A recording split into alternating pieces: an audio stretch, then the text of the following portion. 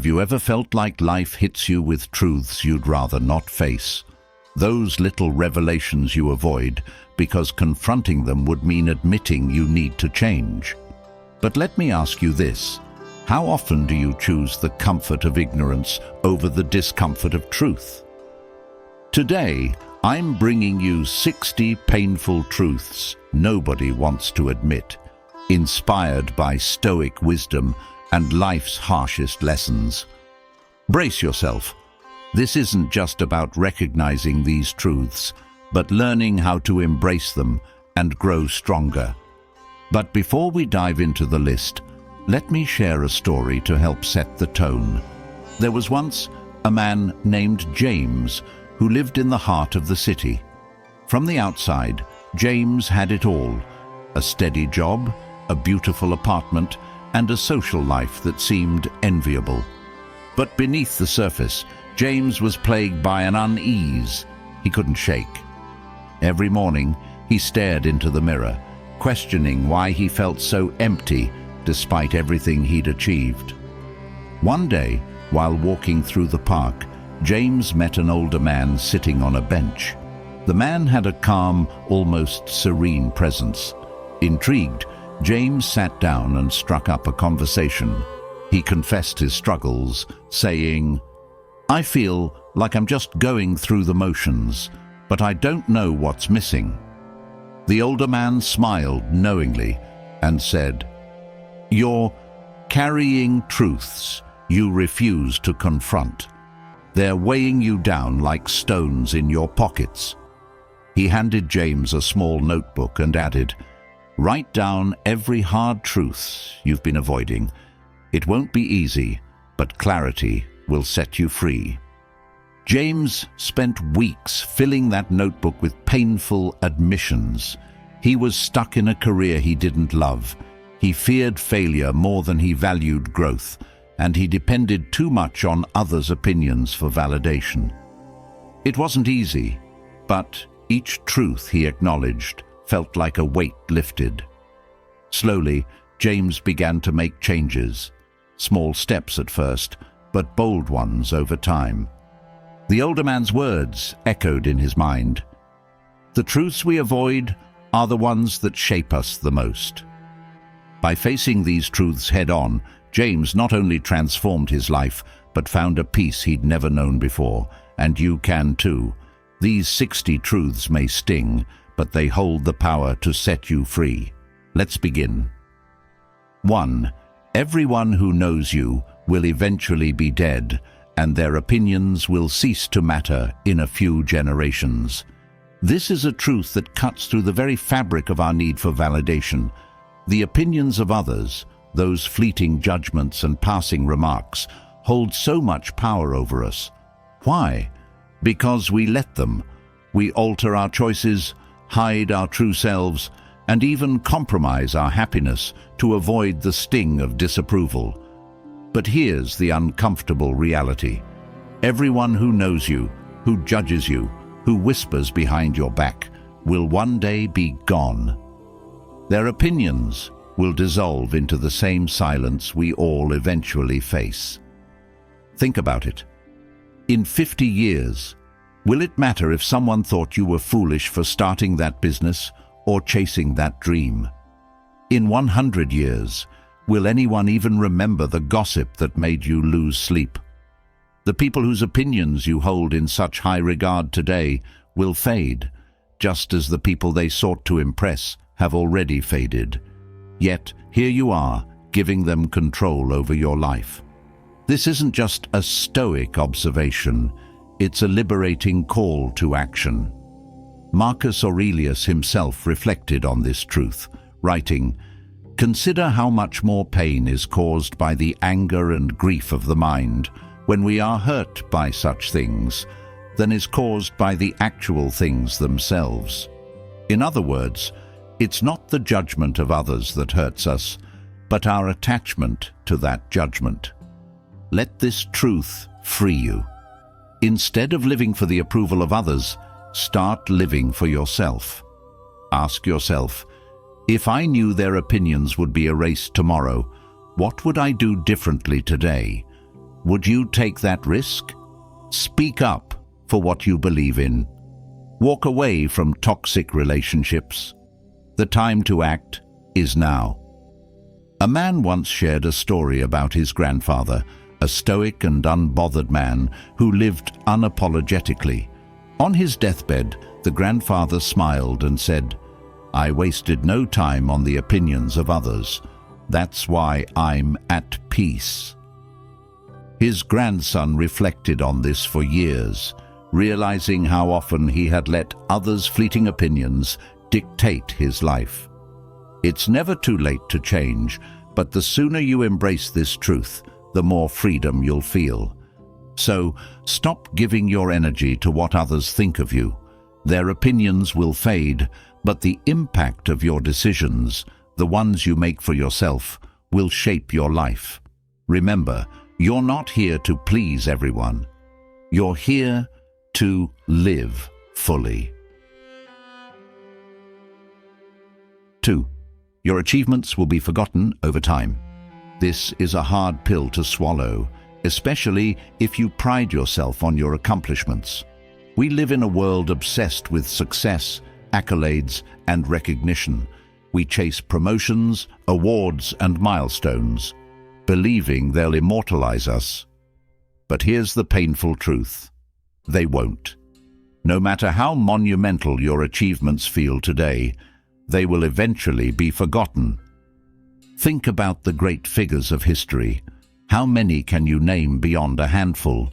Even the most legendary accomplishments, empires built, revolutions sparked, masterpieces painted, are reduced to paragraphs in textbooks or exhibits in museums.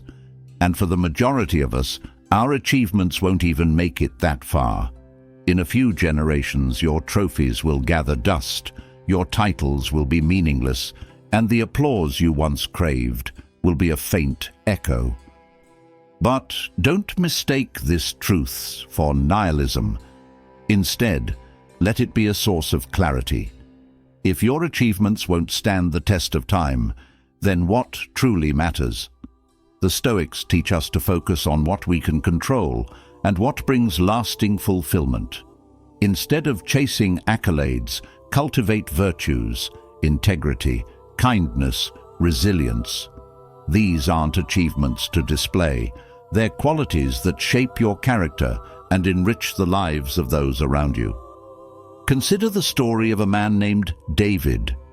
He spent decades climbing the corporate ladder, sacrificing time with his family to secure promotions. He told himself it was all for a legacy. Yet, at his retirement party, as colleagues gave half-hearted speeches, David realized something sobering. None of it mattered as much as he thought it would. The plaques and titles he worked so hard for wouldn't comfort him in old age. What stayed with him were the memories of people he loved and the lessons he passed down to his children. Your achievements are a reflection of effort and dedication, but they're not the sum of your life. Instead of striving for recognition, focus on living a life of meaning. Ask yourself, will this achievement matter in 10 years? 20? If not, what will? In the end, your achievements will fade, but the way you lived, how you treated others, the moments of joy you created, the principles you stood for, will leave a lasting impact, even if it's not recorded in history. Don't just chase success, pursue significance. 3. Living a life based on others' expectations leads to unfulfillment. From the moment we're born, expectations begin to shape us. Society, family, friends, they all craft a mold they expect us to fit into. Be polite, get good grades, choose a safe career, settle down. These expectations are often given to us under the guise of love and guidance, but when followed blindly, they can suffocate our individuality and steal our sense of purpose. Living a life based on others' expectations might earn you approval, but it rarely leads to fulfillment. Why? Because deep down, you know you're not living for yourself. The job you stay in because it pleases your parents, the relationships you tolerate because they seem right to others, the risks you avoid because they might invite criticism. All of these things create a life that looks fine on the outside but feels hollow within. This truth is echoed in the teachings of Stoic philosophy. Epictetus wrote, "Whoever is going to listen to the cries of others and obey them will never be free. True freedom comes when you stop living for others and start living for yourself." That doesn't mean you should disregard the feelings of those you care about, but rather you must prioritize living authentically. Take the story of Anna, a woman who spent 15 years in a stable but unfulfilling career because her parents had always dreamed of her becoming a doctor. She excelled at her job, but dreaded each day, feeling trapped by their expectations. Finally, at 40, she quit her job and pursued her passion for art. It was a bold decision met with resistance, but for the first time, Anna felt alive. She realized she could never make her parents' dreams her own, and by choosing her path, she found a sense of peace and fulfillment she had never experienced before. Living for others often feels safe, but it's a dangerous illusion. It may shield you from short-term conflict, but it leads to long-term regret. Ask yourself, if I didn't fear disappointing anyone, what would I do differently? The answer to that question holds the key to your authentic life. Remember, the people who expect things from you are living their own lives. They are not the ones who will wake up each morning in your shoes, facing the consequences of your choices. You are. So take control. Define your own path. Yes, it may upset a few people, but living authentically will bring you the fulfillment you're longing for. 4. Fear of judgment. Controls most people, holding them back from pursuing success. If there's one thing that paralyzes more dreams than failure, it's the fear of judgment. How often do you find yourself hesitating because you're worried about what others might think? You don't start that project because someone might call it a waste of time. You don't voice your opinion because you fear being wrong. You don't take a leap of faith because the possibility of failing in front of others is too much to bear. The truth is, the fear of judgment is one of the most powerful forces holding people back. Why? Because it feeds on insecurity and magnifies the smallest criticisms into towering obstacles. We've all been there, second-guessing our choices because of a stray comment or an imagined sneer. But here's the reality. Most people are too busy worrying about their own lives to judge yours as harshly as you think they do. And those who do, their judgment says more about their insecurities than your worth. Marcus Aurelius reminds us, "It never ceases to amaze me. We all love ourselves more than other people, but care more about their opinions than our own." It's a tragic paradox. We let the fleeting opinions of others dictate our paths, even though those opinions often lack depth or understanding of our true potential. Take the example of a man named Jordan. For years, he dreamed of starting a fitness business, but every time he got close, he heard a voice in his head asking, "What will people think if I fail?" He stayed in a safe but unremarkable job, hiding his aspirations. One day, a mentor told him, "The people you're worried about will forget your failures in weeks, but you'll carry the regret forever." That conversation changed everything. Jordan launched his business, and though he stumbled at first, he ultimately succeeded because he stopped letting fear control him. The fear of judgment is like a cage you build for yourself. The bars aren't real, but they feel solid enough to trap you. The key to breaking free is to recognize that judgment is inevitable, but it's also irrelevant. You will never please everyone, nor should you try. Success in any form requires taking risks, and risks invite opinions. Some will cheer for you, others will criticize you. Neither should define you. So the next time fear whispers in your ear, ask yourself, am I willing to trade my dreams for the comfort of staying unjudged? The answer should always be no. Step into the arena, pursue your goals, and let the world think what it wants. At the end of the day, their opinions are just noise. What matters is that you lived bravely and authentically. 5. Choosing mediocrity to avoid risks is more painful than failure.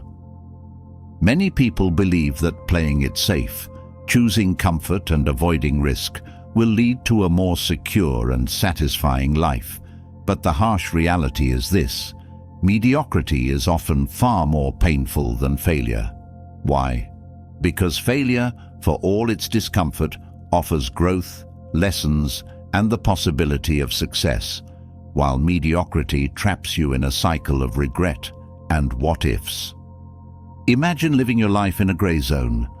You settle for a job that's good enough, a relationship that's not too bad, and a routine that's comfortable. It feels safe, but deep down, there's a persistent ache, a nagging sense that you're capable of more. That ache grows louder with time, transforming into the regret of a life half-lived. Stoicism teaches us that discomfort and adversity are necessary for growth. Seneca said, "It is not because things are difficult that we do not dare. It is because we do not dare that they are difficult." Taking risks is what sharpens us, challenges us, and ultimately leads us to a life of purpose. On the contrary, avoiding risks out of fear only postpones inevitable dissatisfaction. Consider a man named Daniel, who dreamed of starting his own business, but stayed in his corporate job because it was safe. He told himself he'd quit after saving enough money, but years passed, and he remained stuck in the same place. When his company downsized, he was laid off, but instead of regret over his job loss, he felt deeper regret for never pursuing his dream. He realized that playing it safe had only delayed his fears and robbed him of precious years. The truth is, failure is not the enemy. Stagnation is. Every failure is a step forward, a chance to learn and grow. Mediocrity, on the other hand, offers no progress and no fulfillment.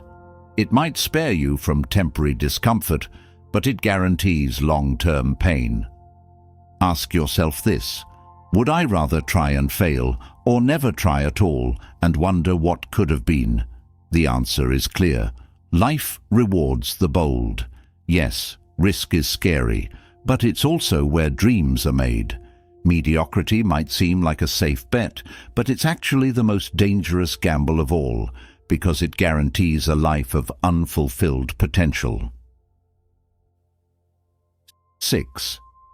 Overthinking decisions wastes time and creates unnecessary anxiety. Every decision, big or small, holds the potential to paralyze us. Should I take this job? Should I move to a new city? Should I say yes to this opportunity? Overthinking these choices doesn't make them easier. It makes them harder. The more you dwell on a decision, the more you inflate its weight, and before you know it, you've spent hours, or even years, agonizing over something that could have been resolved with action.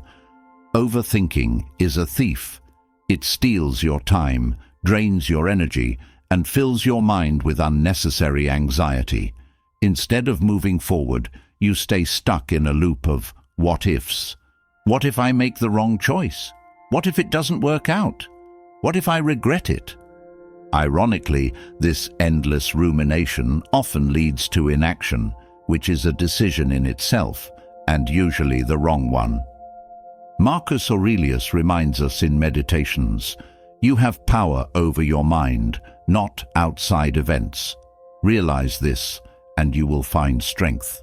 Overthinking gives power to uncertainty, when in reality the best way to overcome doubt is through decisive action. Most decisions are not irreversible, and even the wrong choice can be corrected. The true danger lies in failing to act at all. Let's look at Sarah, who spent months debating whether to apply for a promotion at work.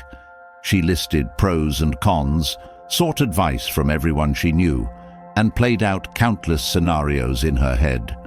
By the time she finally decided to go for it, the position had already been filled. Sarah learned the hard way that overthinking cost her more than just time. It cost her an opportunity. The antidote to overthinking is trust. Trust in yourself and your ability to adapt. Make the best decision you can with the information you have, and then commit to it.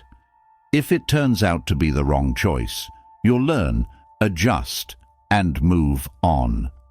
It's far better to act and make mistakes than to sit on the sidelines consumed by indecision. Remember, no amount of analysis can guarantee a perfect outcome. Life is inherently uncertain, and that's okay. What matters is that you take control and move forward. Every moment you spend overthinking is a moment lost, one that could have been spent pursuing your goals and dreams. So, let go of the fear of making mistakes and embrace the power of decisive action. 7. Avoiding tough decisions leads to long-term dissatisfaction. Life is full of crossroads, and at each one you're faced with a choice: to confront a difficult decision or to avoid it. While avoidance feels easier in the moment, it comes with a hidden cost: long-term dissatisfaction. The tough decisions you dodge today will haunt you tomorrow, not because they disappear, but because their consequences grow heavier with time. Think about the tough decisions you've been putting off. Maybe it's ending a toxic relationship, leaving a soul-draining job, or admitting to yourself that your current path isn't leading where you want to go. These are not decisions anyone wants to make, but avoiding them doesn't eliminate the problem. It only prolongs the pain. Every day you delay is another day spent living in a situation that doesn't serve you. Stoicism teaches us the value of confronting reality, no matter how uncomfortable. Epictetus said, "Circumstances don't make the man, they only reveal him to himself." Avoiding hard choices may feel like self-preservation, but in reality, it's self-betrayal. When you avoid making a decision, you're choosing to stay stuck. You're choosing a version of yourself that tolerates dissatisfaction rather than seeking fulfillment. Take Anna, for example. She stayed in a stagnant job for years because she feared the uncertainty of starting a new career. The longer she stayed, the more frustrated she became. She blamed her co-workers, her boss, and the company. But deep down, she knew the real issue: her refusal to make a tough decision.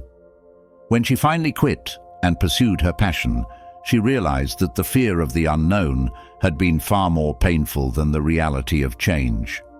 Tough decisions are uncomfortable because they force you to confront the truth about yourself and your life.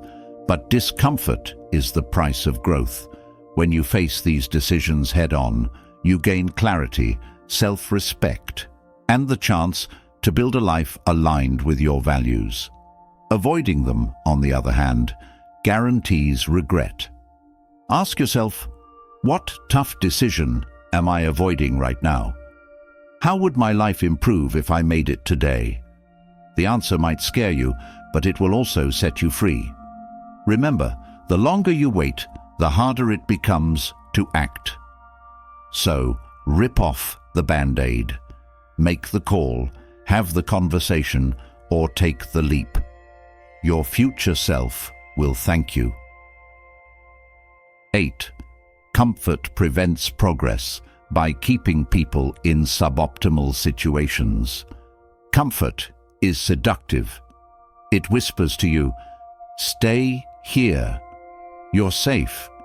You don't need to change." But what comfort doesn't tell you is that it's also a trap, a gilded cage that keeps you in suboptimal situations, robbing you of growth, progress, and fulfillment. We all crave comfort, whether it's the safety of a stable job, the familiarity of a routine, or the ease of avoiding challenges. But too much comfort leads to stagnation. The truth is, progress demands discomfort. Growth only happens when you stretch beyond your current limits, and that requires stepping out of your comfort zone. Marcus Aurelius put it plainly: "The impediment to action advances action. What stands in the way becomes the way." Obstacles and challenges are not barriers to your progress. They are the path to it. Comfort, on the other hand, is the greatest obstacle of all because it's invisible. It lulls you into complacency, making you forget that you're capable of so much more. Take Jason, who stayed in a relationship that didn't fulfill him simply because it was comfortable. He told himself that things weren't bad enough to leave, but they also weren't good enough to feel truly happy. Years later, he looked back with regret, realizing he had wasted valuable time because he was too afraid to embrace discomfort and seek something better. Comfort keeps you in situations that are good enough, but good enough is the enemy of greatness. The job you hate but tolerate, the friendships that drain you but feel familiar, the dreams you put on hold because pursuing them seems too risky. These are all traps disguised as comfort. Every day you stay in these situations is a day you lose to mediocrity. Breaking free from the comfort trap requires courage. It means embracing uncertainty, facing challenges, and taking risks. But the rewards are worth it. Growth, fulfillment, and the knowledge that you're living up to your potential.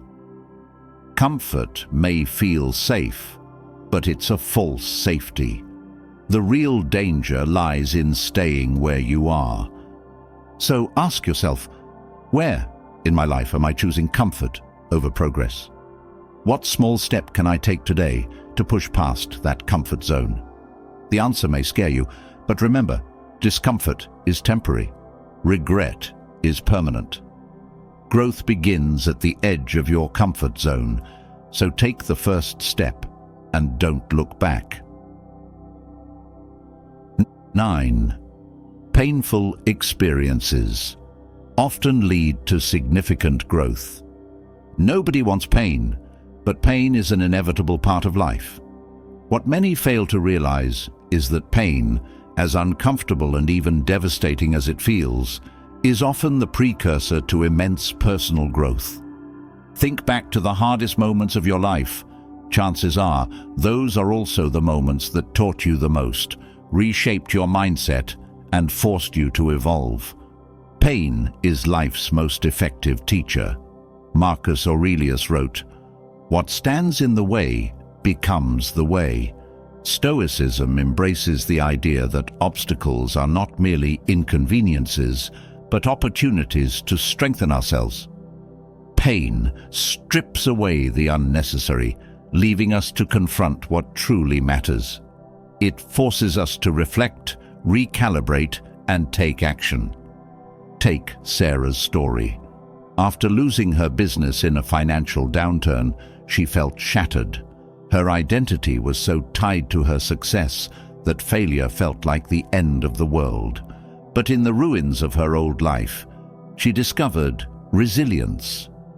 She rebuilt not only her business, but also her confidence, learning lessons she would never have encountered without failure. Years later, she credits that painful experience as the foundation for her greatest achievements. It's easy to resent pain and hardship, but doing so robs you of the growth they offer. Pain forces you to confront your limitations, whether it's your ego, fear of failure, or resistance to change. It's not the pain itself that shapes you, it's how you respond to it. Those who let pain consume them become bitter and stagnant. Those who embrace it as a tool for growth emerge stronger, wiser, and more capable. Stoicism teaches us to reframe pain. Instead of asking, "Why is this happening to me?" ask, "What can I learn from this?" Pain doesn't happen to punish you, it happens to prepare you. It's a signal that something needs to change, whether it's your perspective, habits, or environment. The next time you face pain, remind yourself, this is temporary, growth is permanent. Let the pain refine you, not define you. Each scar you carry is a testament to your resilience and a reminder that you've survived and thrived through challenges before. Pain is inevitable, but how you use it is up to you. 10. Blaming others for problems. Hands control of your life to them. Blame feels good in the short term. When things go wrong, pointing the finger at someone else is a way of deflecting responsibility and protecting your ego. But while blaming others may feel like taking control, it actually does the opposite. It gives away your power. When you blame others, you're saying, "This problem is out of my hands." You place your fate in someone else's control, relinquishing the ability to change your circumstances. Stoicism teaches us the opposite, to take full responsibility for our lives, regardless of external circumstances. Epictetus said, "It's not what happens to you, but how you react to it that matters." This mindset puts the focus where it belongs, on you. Consider James. For years, he blamed his lack of career advancement on a toxic boss who refused to recognize his potential. While his resentment grew, his progress stagnated. It wasn't until James decided to stop blaming his boss and start taking ownership of his own development, networking, acquiring new skills, and seeking opportunities elsewhere, that his career finally took off. Blame keeps you stuck. It creates a victim mentality that focuses on problems instead of solutions. The truth is, people and circumstances will always challenge you, but blaming them for your problems doesn't change anything. It only delays the action you need to take to improve your life. Taking responsibility doesn't mean everything is your fault, but it does mean everything is your responsibility. You can't control what happens to you, but you can control how you respond. This shift in mindset transforms blame into empowerment. Instead of asking, "Who's at fault?" ask, "What can I do to fix this?" Blaming others also weakens your relationships. When you constantly point fingers, you alienate those around you and lose the trust and respect that come with accountability. True strength lies in admitting when you've made mistakes and working to correct them, not in deflecting responsibility. The next time you're tempted to blame someone else, pause. Reflect on what you can do to take control of the situation. By shifting your focus from blame to action, you reclaim your power and move forward with purpose. Remember, blaming others only hands them control of your life. Owning your problems is the first step to solving them. 11. Regret is inevitable. Choose the regrets you can live with.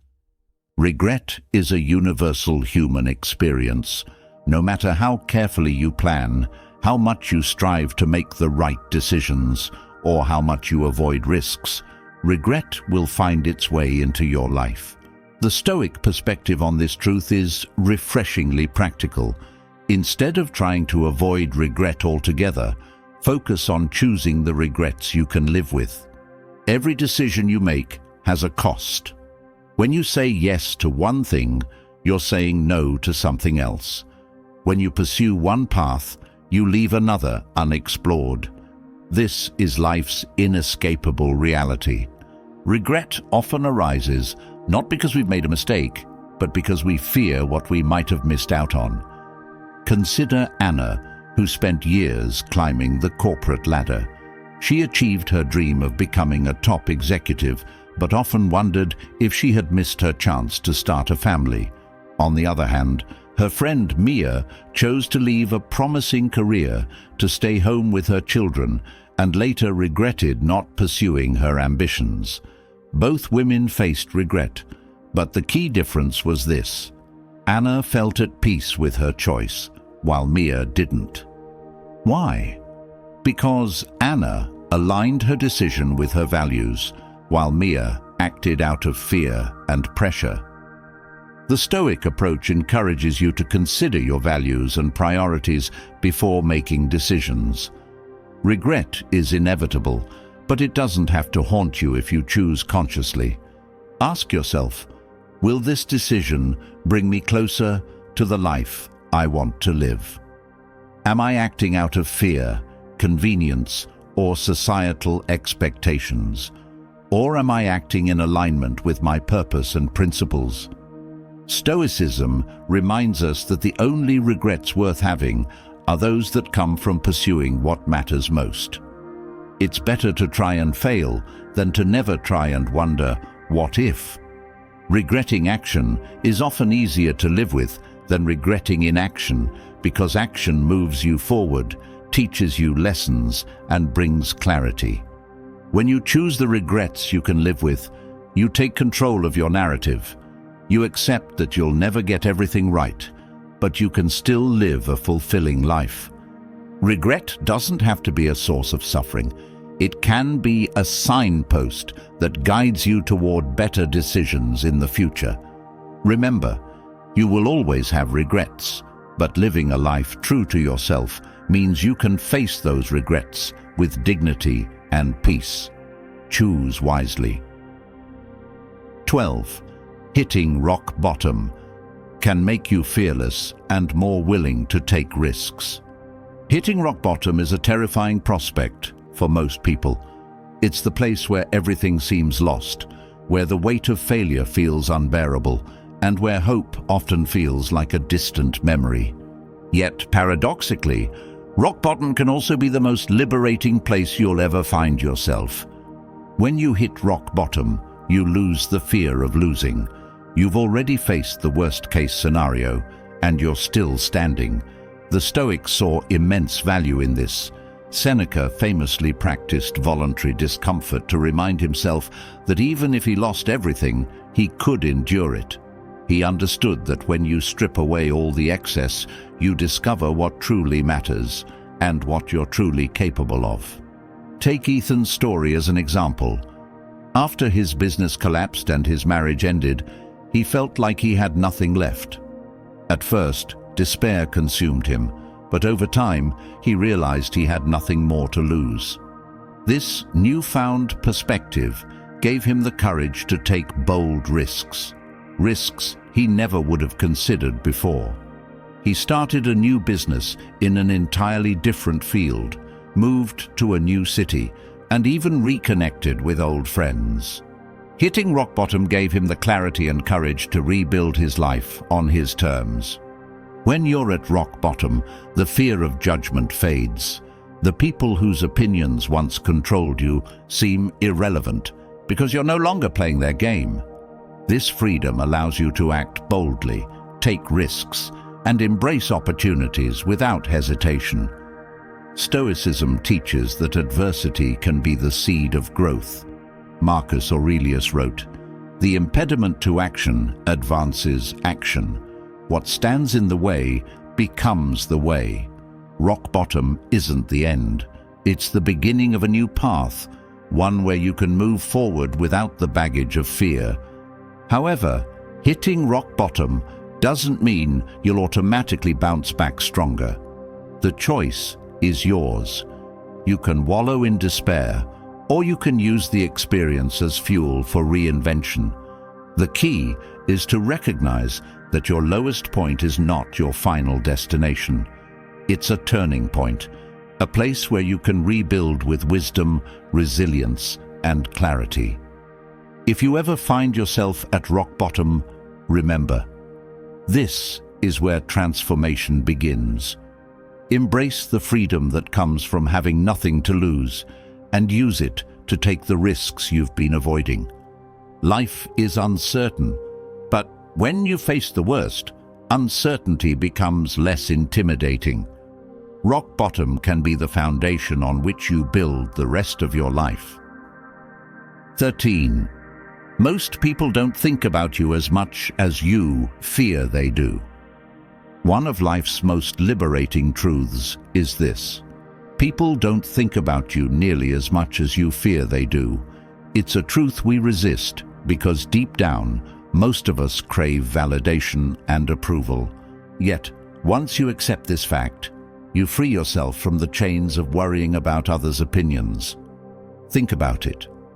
How often do you truly spend time analyzing someone else's life, choices, or failures?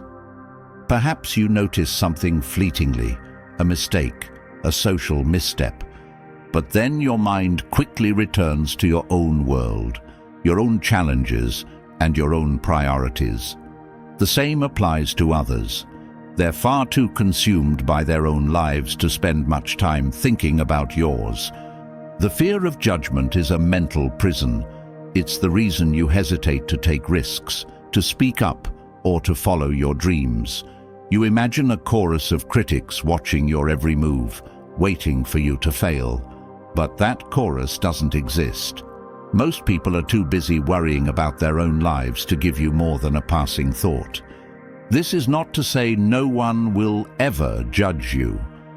People may form opinions or make comments, but their attention is fleeting. Marcus Aurelius, the Roman emperor and Stoic philosopher, wrote, "We all love ourselves more than other people, but care more about their opinion than our own." He recognized the absurdity of placing so much weight on others' thoughts when those thoughts are neither consistent nor enduring. Take John, a man who spent years avoiding public speaking because he feared looking foolish.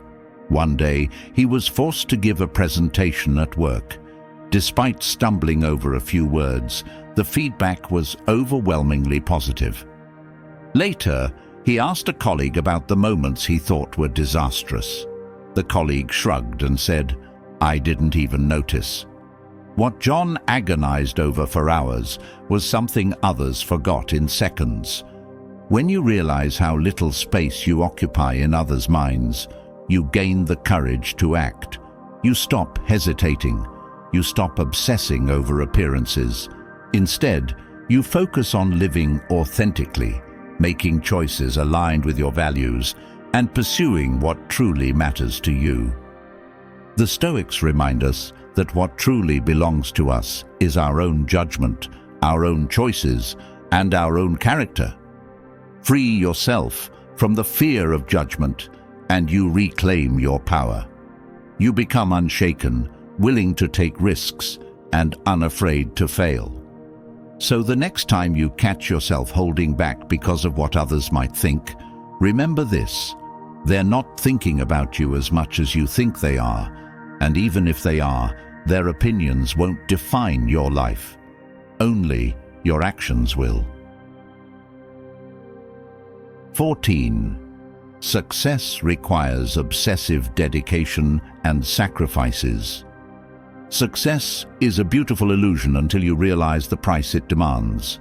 Behind every achievement is a story of relentless effort, countless sacrifices, and unwavering focus. Many people admire success from a distance, but few are willing to endure what it takes to achieve it. The truth is that success doesn't happen by accident. It's not luck, talent, or a stroke of fortune. It's the result of obsessive dedication. Whether it's building a business, mastering a skill, or excelling in a career, true success requires pouring your energy, time, and attention into a single pursuit. Take an athlete like Michael Jordan. He's celebrated as one of the greatest basketball players of all time, but what's often overlooked is the sheer obsession behind his success.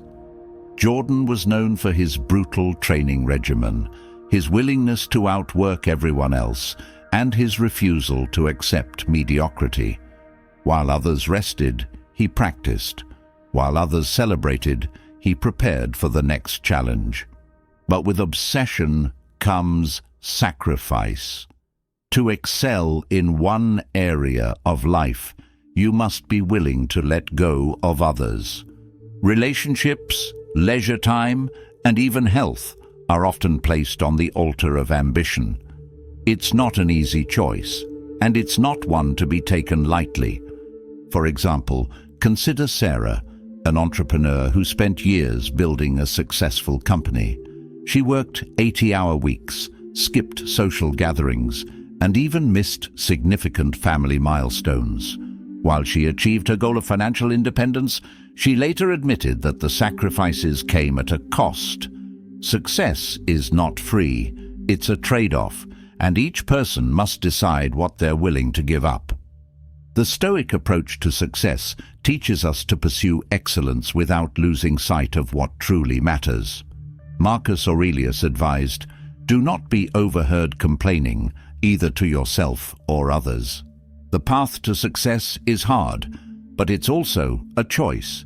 If you choose it, embrace it fully, and accept the sacrifices it demands without bitterness. Obsession is necessary, but balance is wisdom. The key is to know your why. Why are you pursuing this goal? Is it for fame, money, or validation? Or is it because it aligns with your purpose and values? When your pursuit is rooted in meaning, the sacrifices become easier to bear. Ultimately, success is not about achieving a final destination. It's about who you become in the process. The obsessive dedication you bring to your craft shapes your character, your discipline, and your resilience. The sacrifices, though painful, are part of the price for becoming extraordinary. Remember, success isn't given, it's earned. And it's earned through the unglamorous, relentless grind that most people are unwilling to endure. If you're willing to pay the price, success can be yours. But if you're not, then admire it from a distance, knowing that it's a choice, not a gift. 15. Pain is inevitable. How you use it defines your character. Pain is an inescapable part of life. Whether it's physical, emotional, or mental, no one goes through life without experiencing it. The difference between those who rise above and those who stay stuck lies in how they respond to it. Pain, if used wisely, can be the greatest teacher and the most powerful catalyst for growth. Consider this. When you go to the gym and lift weights, you feel discomfort. Your muscles ache, your breath quickens, and your body protests. But it's precisely this pain that triggers growth. Without it, your muscles wouldn't strengthen, and your endurance wouldn't improve. The same principle applies to life's challenges. Pain breaks you down only to rebuild you stronger, if you let it. The Stoics understood this well. Marcus Aurelius wrote, "What stands in the way becomes the way." Pain is not an obstacle, it is the path. When faced with adversity, you have two choices. Let it define you as a victim, or use it to forge resilience and strength. The choice is yours, but the outcomes couldn't be more different. Take a man like Viktor Frankl, who endured unimaginable suffering in a Nazi concentration camp. He lost his family, his possessions, and his freedom, yet instead of succumbing to despair, he found purpose in his pain. He wrote Man's Search for Meaning, a book that has inspired millions, proving that even in the darkest times, one can find light. In contrast, consider those who let pain consume them. They dwell on their misfortunes, blame others, and remain stuck in a cycle of bitterness. They let pain harden their hearts and close their minds to growth. It's not the pain itself that defines them, but their unwillingness to use it as a stepping stone towards something greater. Pain is inevitable, but suffering is optional. Suffering comes from resistance, resisting the lesson, resisting the growth, and resisting the reality of what has happened. Instead of asking, "Why me?" ask, "What can I learn from this?" This shift in mindset transforms pain from a burden into a tool for self-discovery. To use pain effectively, reflect on it. Journal your thoughts, talk to a mentor, or meditate. Ask yourself what the experience is trying to teach you. Perhaps it's resilience, patience, or the courage to let go. Then take action. Use that lesson to move forward, stronger and wiser than before. Pain doesn't last forever, but the strength you gain from enduring it does. Embrace it as part of your journey. After all, diamonds are formed under pressure, and so are the strongest versions of ourselves. 16. Failure to commit. Wastes time and limits progress. In a world full of options, the inability to commit is one of the greatest obstacles to success. When you refuse to choose a path, you waste precious time and energy, spinning your wheels without moving forward. Indecision isn't harmless. It's a thief that steals your potential. Picture a sailor trying to reach a distant shore. If they constantly change course, unsure of which direction to take, they'll never arrive. The same principle applies to life. Without commitment, you drift aimlessly, never fully investing in any endeavor, and never reaping the rewards of dedication. The fear of commitment often stems from the fear of failure. What if I choose the wrong career, partner, or project? What if I waste time on something that doesn't work out? But here's the irony. By avoiding commitment, you waste more time than you would by failing and learning from your mistakes. The Stoics remind us that inaction is often worse than the wrong action. Seneca wrote, "It is not that we have a short time to live, but that we waste much of it." Wasting time comes from indecision, waiting for perfect conditions, the perfect opportunity, or the perfect plan. Perfection never comes. Progress only happens when you commit to a course and take action, even if it's imperfect. Consider the story of Sarah, who spent years dabbling in different career paths, never fully committing to one.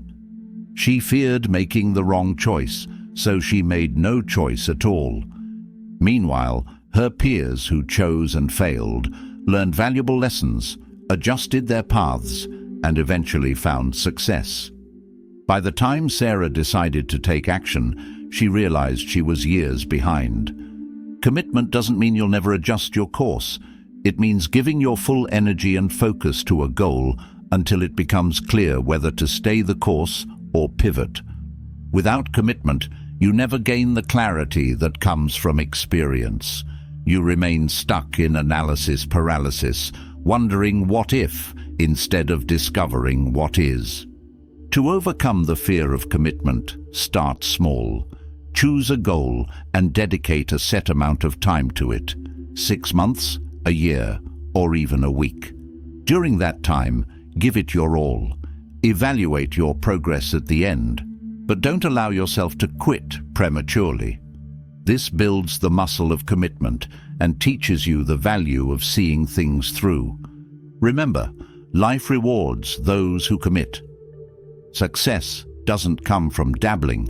It comes from diving in, taking risks, and learning as you go.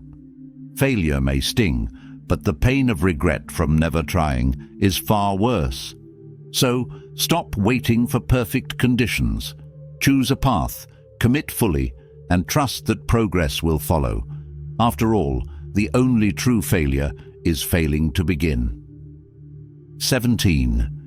Fear of insignificance drives many people, not just the fear of failure. Beneath the fear of failure lies a deeper, more profound fear, the fear of insignificance. It's not just the worry of making mistakes that holds people back. It's the haunting question of whether their life will truly matter. This fear drives more decisions, more sleepless nights, and more unfulfilled dreams than most people care to admit. Think about it. Failure is temporary, but insignificance feels permanent. When people picture their future, they often don't fear falling. They fear being forgotten. They dread the possibility that their efforts won't leave a lasting impact, that they'll fade into obscurity like a drop in the ocean. The fear of insignificance can either paralyze or motivate. It paralyzes when people obsess over their legacy to the point of inaction. They worry so much about doing something meaningful that they end up doing nothing at all.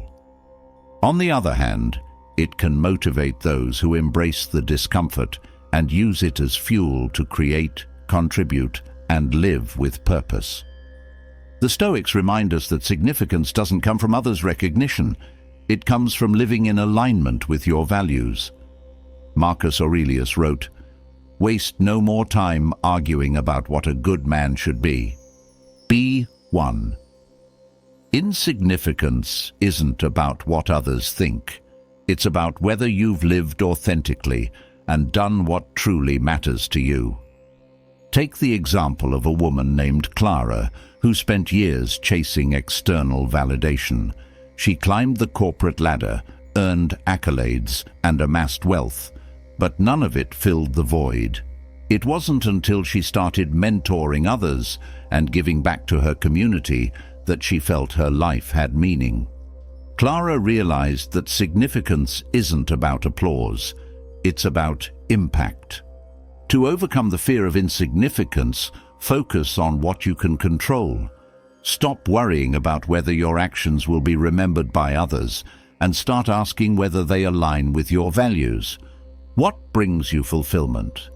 What legacy do you want to leave behind, even if no one else notices? Understand that insignificance is a myth. Every action you take, no matter how small, ripples outward. Helping one person, sharing one idea, or creating one meaningful moment can have an impact you may never fully see. The world is changed not by grand gestures, but by countless small, purposeful acts. Ultimately, the fear of insignificance diminishes when you focus less on how the world perceives you and more on the life you build for yourself. As the Stoics teach, significance isn't bestowed upon you. It's something you create by living with courage, integrity, and purpose. 18.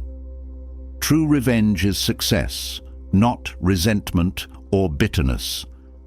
Revenge often feels like the natural response to being wronged. When someone hurts you, the instinct is to make them feel the same pain, to level the playing field, or to prove them wrong. But here's the hard truth. Revenge based on resentment and bitterness does more damage to you than to anyone else. The real victory lies in success, not in dwelling on the wrong, but in rising above it. Bitterness is a trap. It ties you to the very person or situation you wish to escape. The energy you spend plotting revenge or replaying the hurt is energy that could be spent building the life you deserve. Stoic philosophy warns us about this.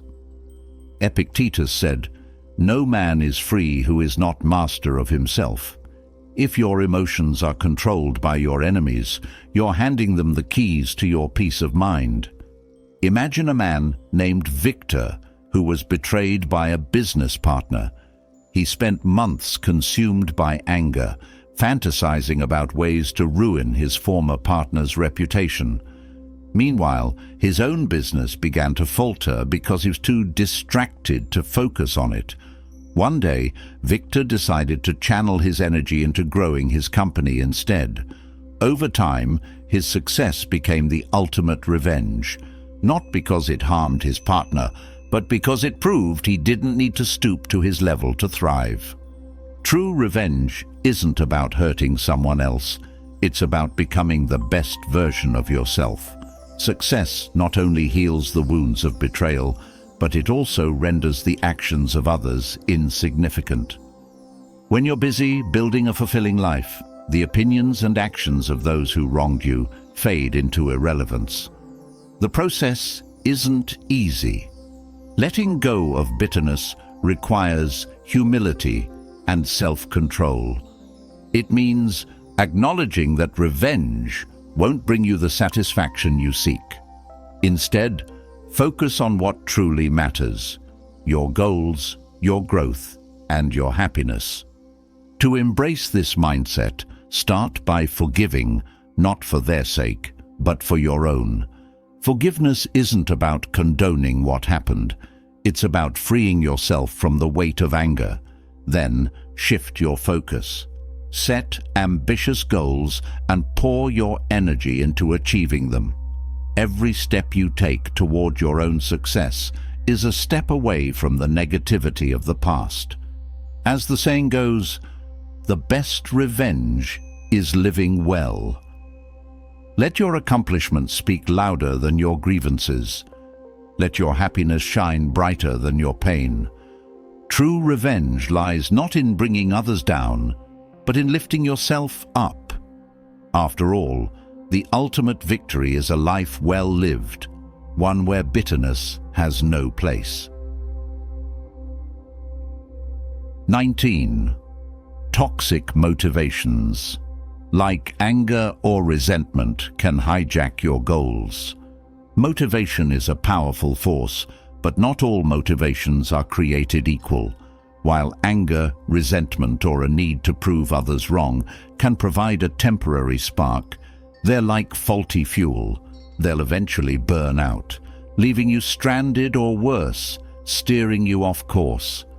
Toxic motivations might feel empowering at first, but they often hijack your goals, leading you down paths that aren't aligned with your true desires. Consider a man named Daniel. After being overlooked for a promotion, he became consumed by resentment. Determined to prove his worth, he poured himself into work with a relentless drive. On the surface, it seemed like he was thriving, meeting targets, earning accolades, but inside, his bitterness ate away at him. His relationships suffered, his health declined, and he realized that his success was hollow because it was driven by anger, not passion. The Stoics teach us to examine our motives carefully. Marcus Aurelius wrote, "The best revenge is not to be like your enemy. If your goals are rooted in toxic emotions, you're allowing others to dictate your path. Instead of focusing on growth, you become trapped in a cycle of reaction, constantly measuring yourself against those who wronged you. Toxic motivations distort your vision. Anger narrows your focus, making you chase short-term wins instead of long-term fulfillment. Resentment drains your energy, leaving little room for creativity or joy. Over time, these emotions erode your sense of purpose, turning your goals into burdens rather than aspirations. To break free, start by reflecting on your why. Why do you want to achieve a particular goal? Is it to prove someone wrong? Or is it because the goal aligns with your values and passions? If your motivation stems from a negative place, it's time to reframe your perspective. Let go of the desire to win against others and focus on winning for yourself. Forgiveness is a crucial step in this process. It doesn't mean excusing those who hurt you. It means refusing to let their actions control your life.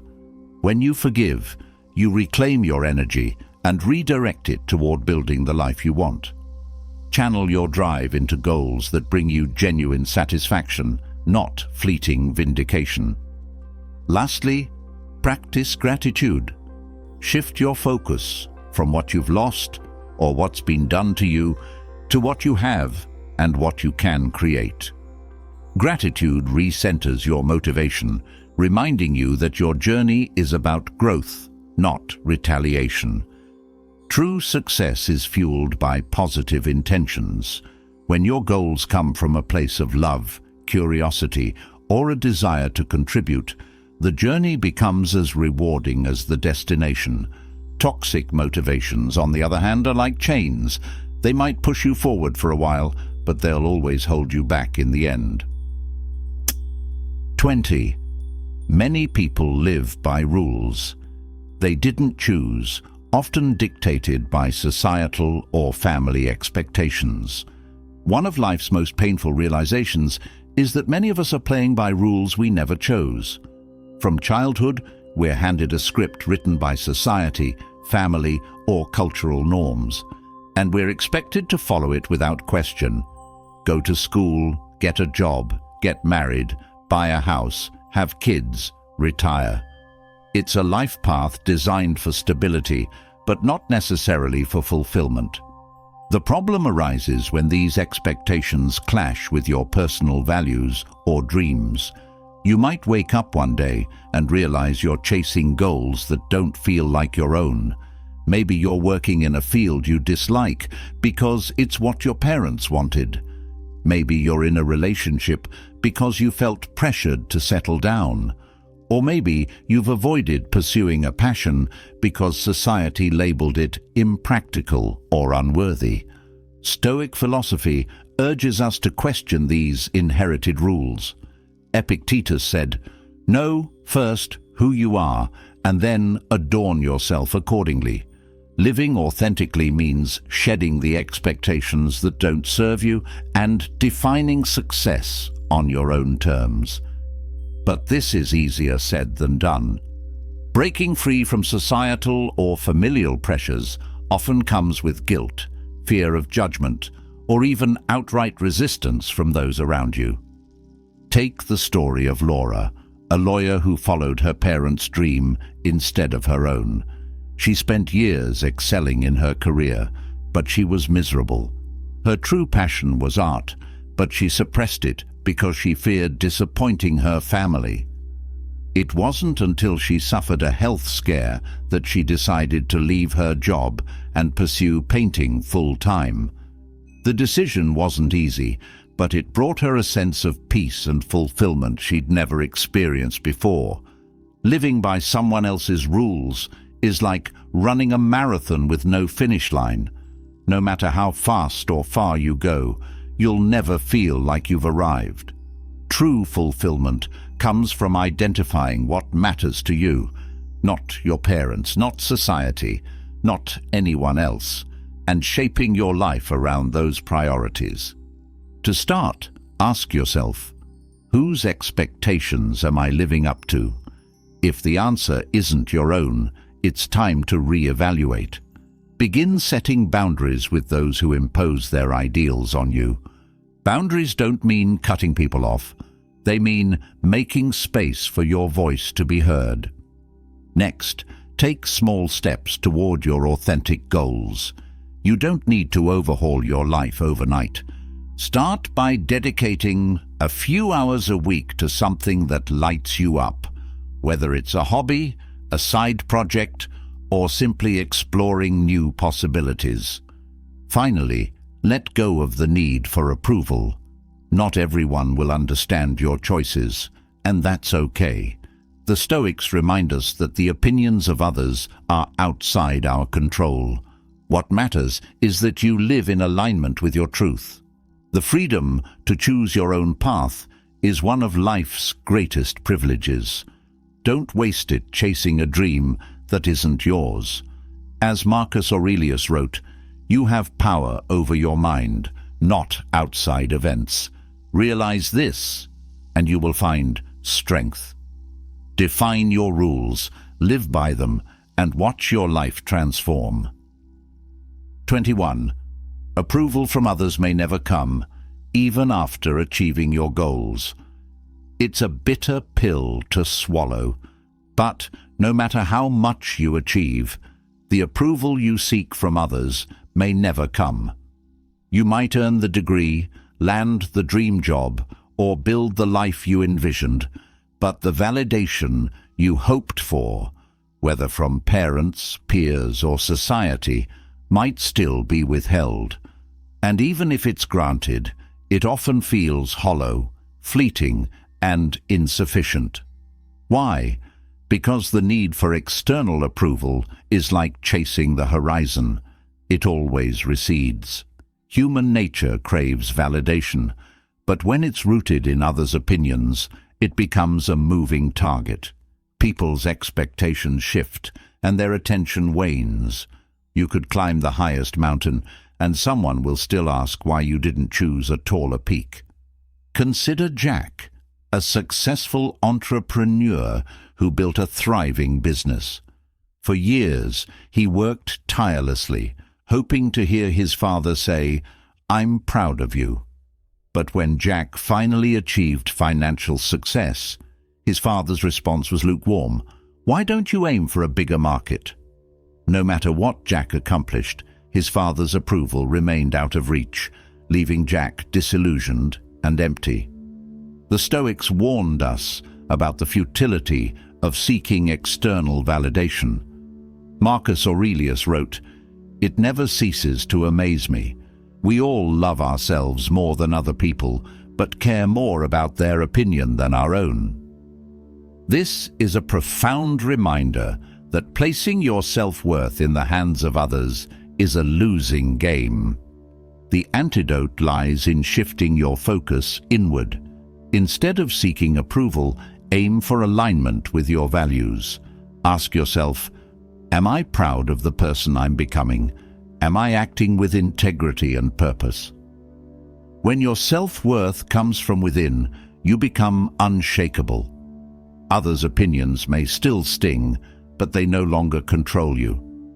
Learning to let go of the need for approval requires practice. Start by celebrating your wins, no matter how small, without waiting for others to acknowledge them.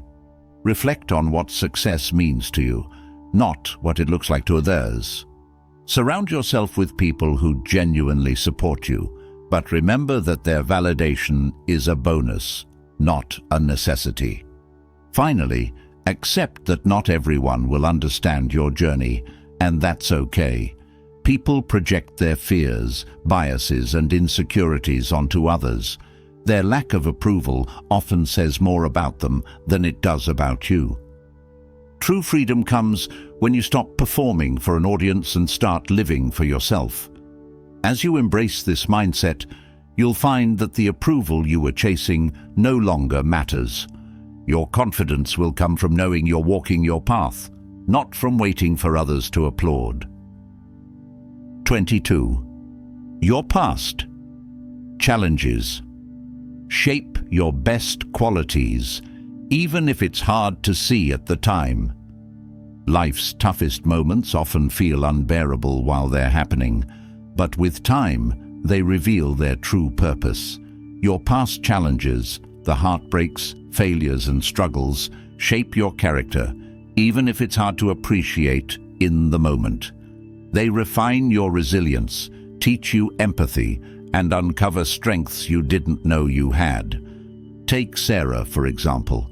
As a teenager, she struggled with severe social anxiety. Speaking in public felt like torture, and she avoided it at all costs. But years later, after pushing herself to confront her fears, Sarah became a therapist.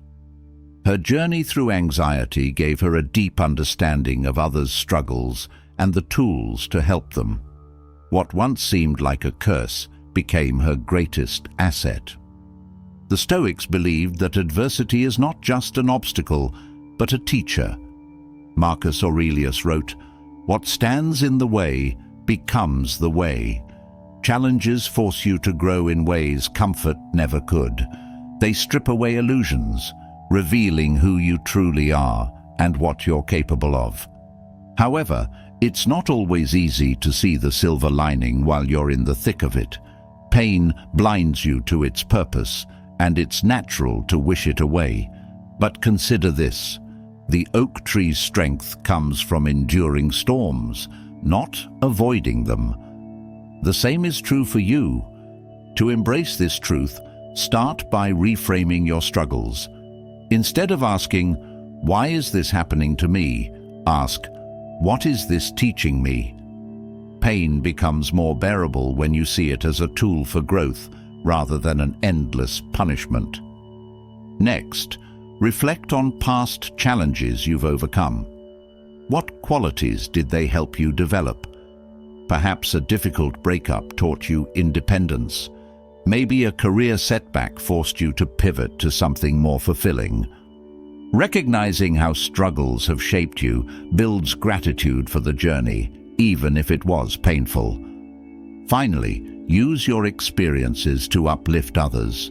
Sharing your story not only helps you process it, but also inspires those facing similar challenges. Your past struggles, once a source of shame or frustration, can become a beacon of hope for someone else. Remember, the most valuable lessons are rarely learned in comfort.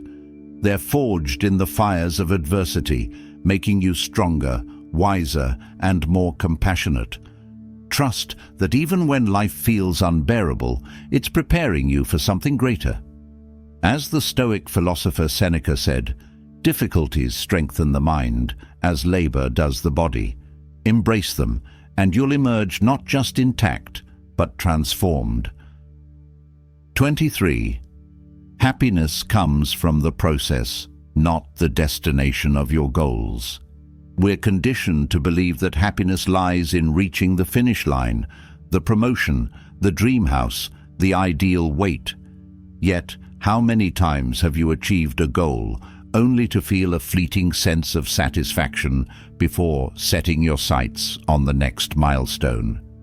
The truth is, happiness isn't found at the destination. It's cultivated in the journey. Consider this. You spend months training for a marathon.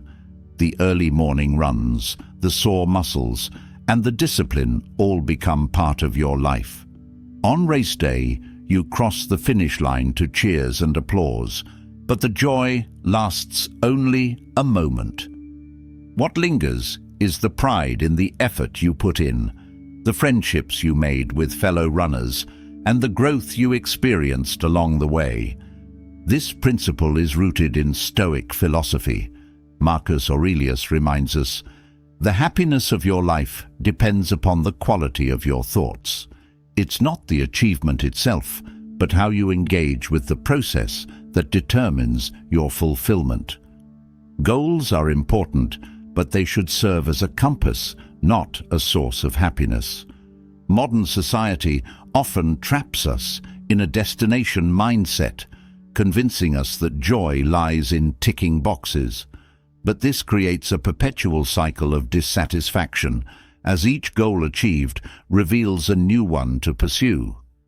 The irony is that when we focus entirely on outcomes, we miss the richness of the journey, the lessons learned, the connections made, and the person we become in the process. How can you embrace the journey? First, redefine success.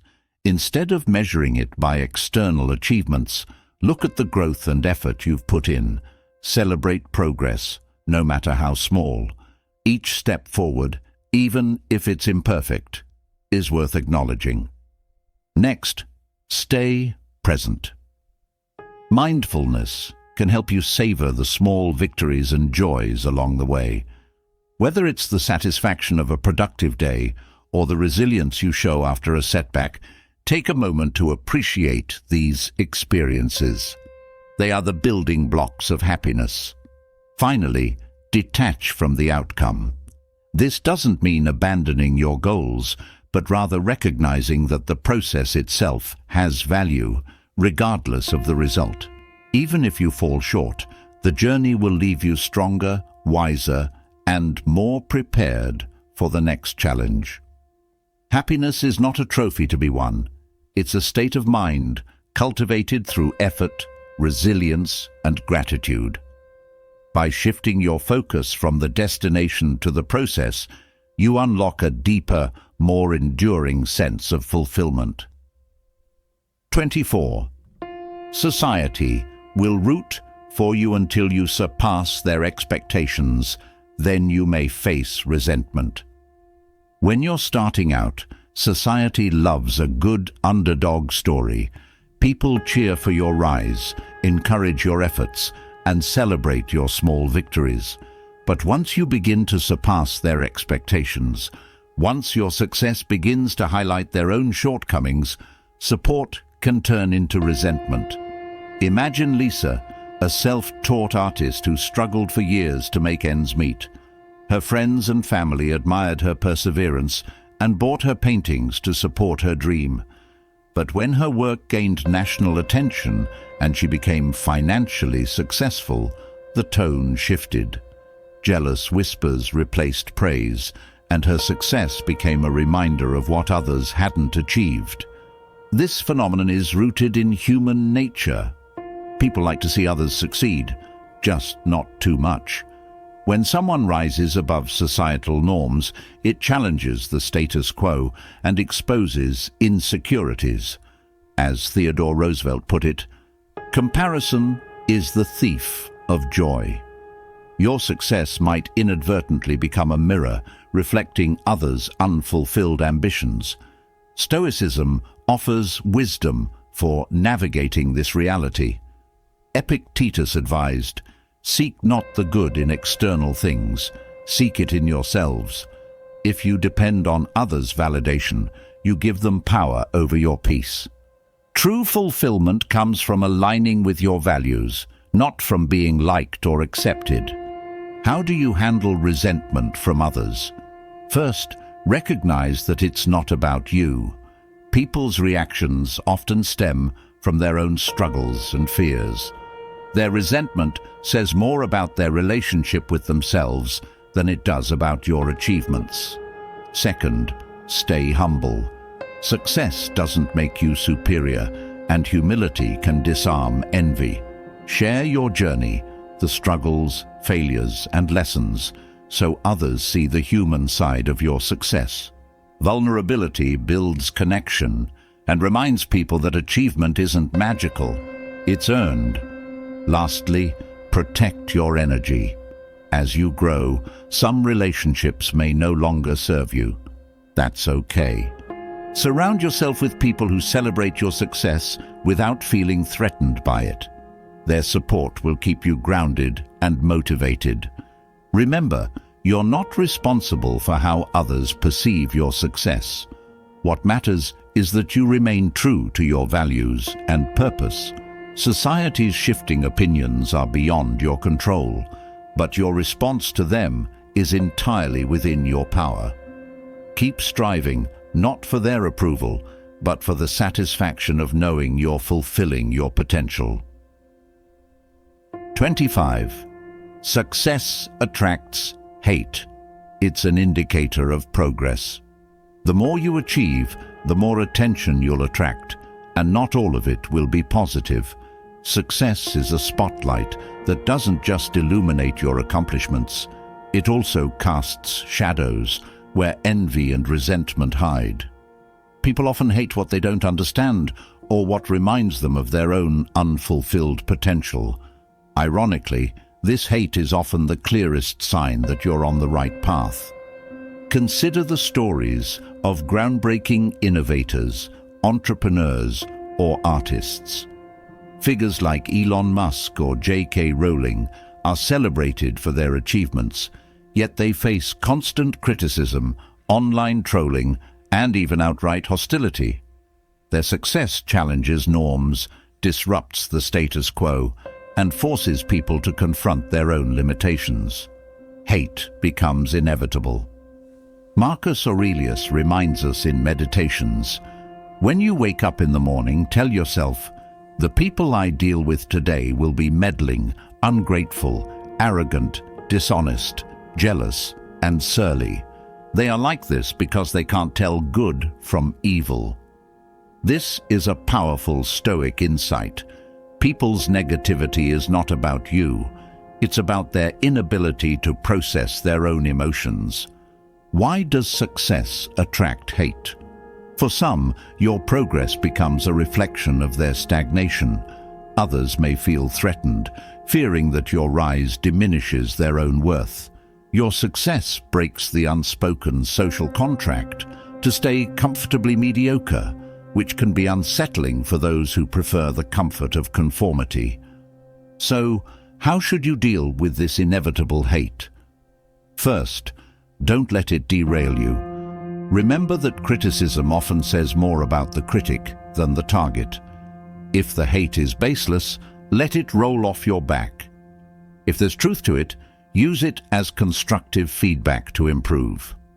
Second, embrace the discomfort of being misunderstood. It's part of growth. True leaders and innovators rarely enjoy universal approval, but they stay the course because they believe in their vision. Lastly, view hate as a badge of honor. It's proof that you're making waves, challenging norms, and stepping out of your comfort zone. If no one is talking about you, good or bad, it might mean you're not pushing hard enough. Success isn't about pleasing everyone. It's about living authentically and striving toward your goals. Hate is merely a byproduct of progress.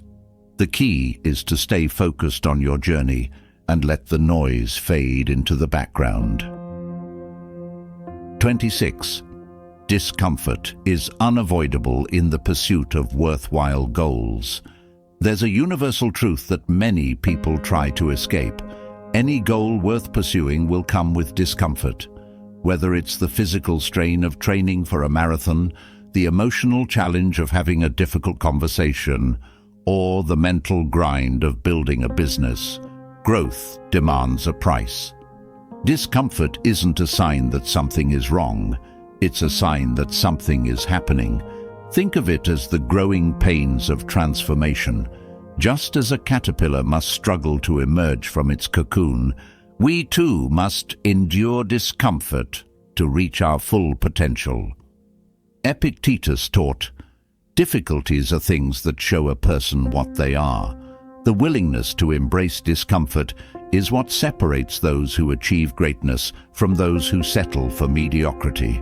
While most people avoid pain and seek immediate gratification, successful individuals recognize that temporary discomfort is the gateway to lasting fulfillment.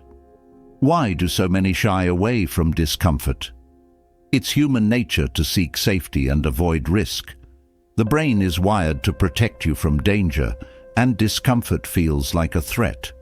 But in modern life, this instinct often backfires. Avoiding discomfort leads to stagnation, unfulfilled potential, and a life of regret. Take the example of someone who dreams of writing a novel. The discomfort of early mornings, facing a blank page, and risking rejection might seem unbearable, but avoiding that discomfort means never bringing their story to life. In the end, the pain of regret far outweighs the pain of effort. How can you embrace discomfort? First, reframe it as a sign of progress. Instead of fearing the burn of a workout, welcome it as evidence that your body is growing stronger. Instead of dreading a tough conversation, view it as an opportunity to build deeper relationships. Second, start small. Growth doesn't require jumping into extreme challenges right away. Gradually expose yourself to discomfort in manageable doses. This builds resilience and trains your mind to see discomfort as a natural part of life. Lastly, anchor yourself in your why. When discomfort feels overwhelming, remind yourself of the purpose behind your efforts. Whether it's building a better future for your family, achieving a lifelong dream, or becoming the best version of yourself, keeping your goals in focus will make the discomfort more bearable. Discomfort is not the enemy, it's a teacher. Each challenge you face, each moment of struggle, is a step closer to the life you envision. Embrace it, and you'll discover a strength within you that you never knew existed. 27. True self-love involves holding yourself to high standards and believing in your potential. Self-love is often misunderstood as accepting oneself exactly as they are, flaws and all, without any desire for improvement. While acceptance is an essential part of self-love, true self-love goes beyond mere acceptance. It's about recognizing your potential and striving to fulfill it. It's not about settling for mediocrity, but about challenging yourself to reach higher. Think of self-love as parenting yourself. A loving parent doesn't let their child skip school, eat junk food every day, or avoid responsibilities. Instead, they guide their child to grow, learn, and build a better future. Similarly, loving yourself means setting high standards and holding yourself accountable to meet them. Marcus Aurelius said, "Waste no more time arguing what a good man should be one." This Stoic wisdom reminds us that self-love is not passive. It's about action, discipline, and living in alignment with your highest values. It means refusing to let yourself off the hook for laziness, procrastination, or excuses. The problem with low standards is that they lead to a life of regret. Imagine looking back and realizing you didn't push yourself to be the best you could be. True self-love is about avoiding that regret by committing to your growth, even when it's uncomfortable. How do you practice self-love through high standards? Start by identifying areas where you're falling short, not as a way to judge yourself, but as a way to improve. Be honest about where you're holding back or settling for less than you deserve. Then, set clear goals and actionable steps to bridge the gap between where you are and where you want to be. However, don't confuse high standards with perfectionism. Self-love also involves compassion and patience. You will fail, and that's okay. The key is to learn from your failures and keep moving forward. Celebrate your progress, no matter how small, and use it as fuel to keep going. True self-love is about believing in your potential and acting on that belief. It's about becoming the best version of yourself, not for others, but for you. By holding yourself to high standards, you're not just loving who you are today. You're loving the person you're capable of becoming. 28. Hard times are necessary for achieving big dreams and personal growth. There's no such thing as an easy path to greatness. Behind every success story lies a series of struggles, setbacks, and challenges that shaped the person into who they needed to be. Hard times are not obstacles to avoid. They are the crucibles that forge strength, resilience, and character. In Stoicism, adversity is seen as an opportunity for growth. Epictetus said, "Difficulties show a person who they are. It's in the face of challenges that your true character is revealed and developed." Without hardship, there's no growth. Without struggle, there's no strength. Consider some of the most accomplished people in history. Thomas Edison failed thousands of times before inventing the light bulb. Oprah Winfrey faced rejection and trauma before becoming a global icon. These individuals didn't succeed despite their hardships. They succeeded because of them. The lessons they learned and the resilience they built through struggle became the foundation of their achievements. Why are hard times necessary? Because they push you out of your comfort zone. Growth requires discomfort, and challenges force you to adapt, innovate, and rise to the occasion. Without resistance, you stagnate. It's like working out. Muscles only grow when they're challenged by weight. Similarly, your mind and character grow when faced with adversity. Hard times also teach you to appreciate success. Achieving a big dream without struggle would feel hollow. It's the effort, the sacrifices, and the perseverance that make the victory worthwhile. The journey shapes you as much as the destination rewards you. When you're going through hard times, it's easy to feel discouraged or overwhelmed. But remember, these moments are temporary. Every challenge you face is an opportunity to grow stronger, wiser, and more capable. Instead of asking, "Why is this happening to me?" ask, "What can I learn from this?" How can you embrace hard times? First, adopt a growth mindset. See challenges not as failures, but as opportunities to learn and improve. Second, focus on what you can control. You may not be able to change the situation, but you can control how you respond to it. Lastly, remind yourself of your why. Knowing the purpose behind your efforts will help you endure the hardships. Hard times are not your enemy. They are your greatest teacher. They build the resilience, determination, and skills you need to achieve your dreams. Embrace them, and you'll emerge not just stronger, but also closer to the person you were meant to become. 29. Ignorance can no longer shield you once you know better. There's a certain comfort in ignorance. It allows you to stay in your bubble, free from the weight of responsibility.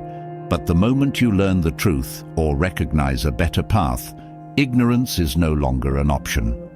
Once you know better, you are faced with a choice. Act on that knowledge or ignore it, knowing full well the consequences. Stoic philosophy emphasizes the power of knowledge and wisdom as the foundation of a meaningful life. Marcus Aurelius wrote, "If someone can prove me wrong and show me my mistake in any thought or action, I shall gladly change. I seek the truth, which never harmed anyone. The harm is to persist in one's own self-deception and ignorance." In other words, knowing the truth, even if it's uncomfortable, is always preferable to living in ignorance.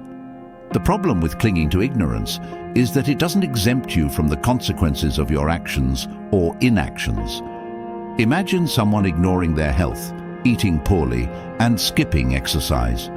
They might claim they didn't know better, but once they're faced with the truth, be it from a doctor or their own reflection, they can no longer hide behind ignorance. The same applies to your career, relationships, and personal growth.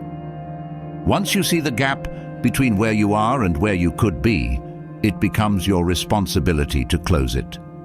This is why some people fear self-awareness. It forces them to confront their own shortcomings. But growth isn't possible without this confrontation.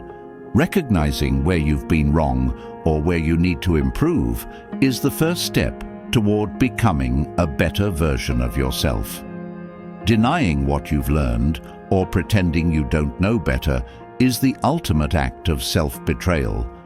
The good news is that knowing better also empowers you. It gives you the tools to change your trajectory. Knowledge is a light in the darkness, but it's up to you to use it to illuminate the path forward. You may not get everything right immediately, and that's okay. The point is to make consistent progress. How can you act on what you know? Start small.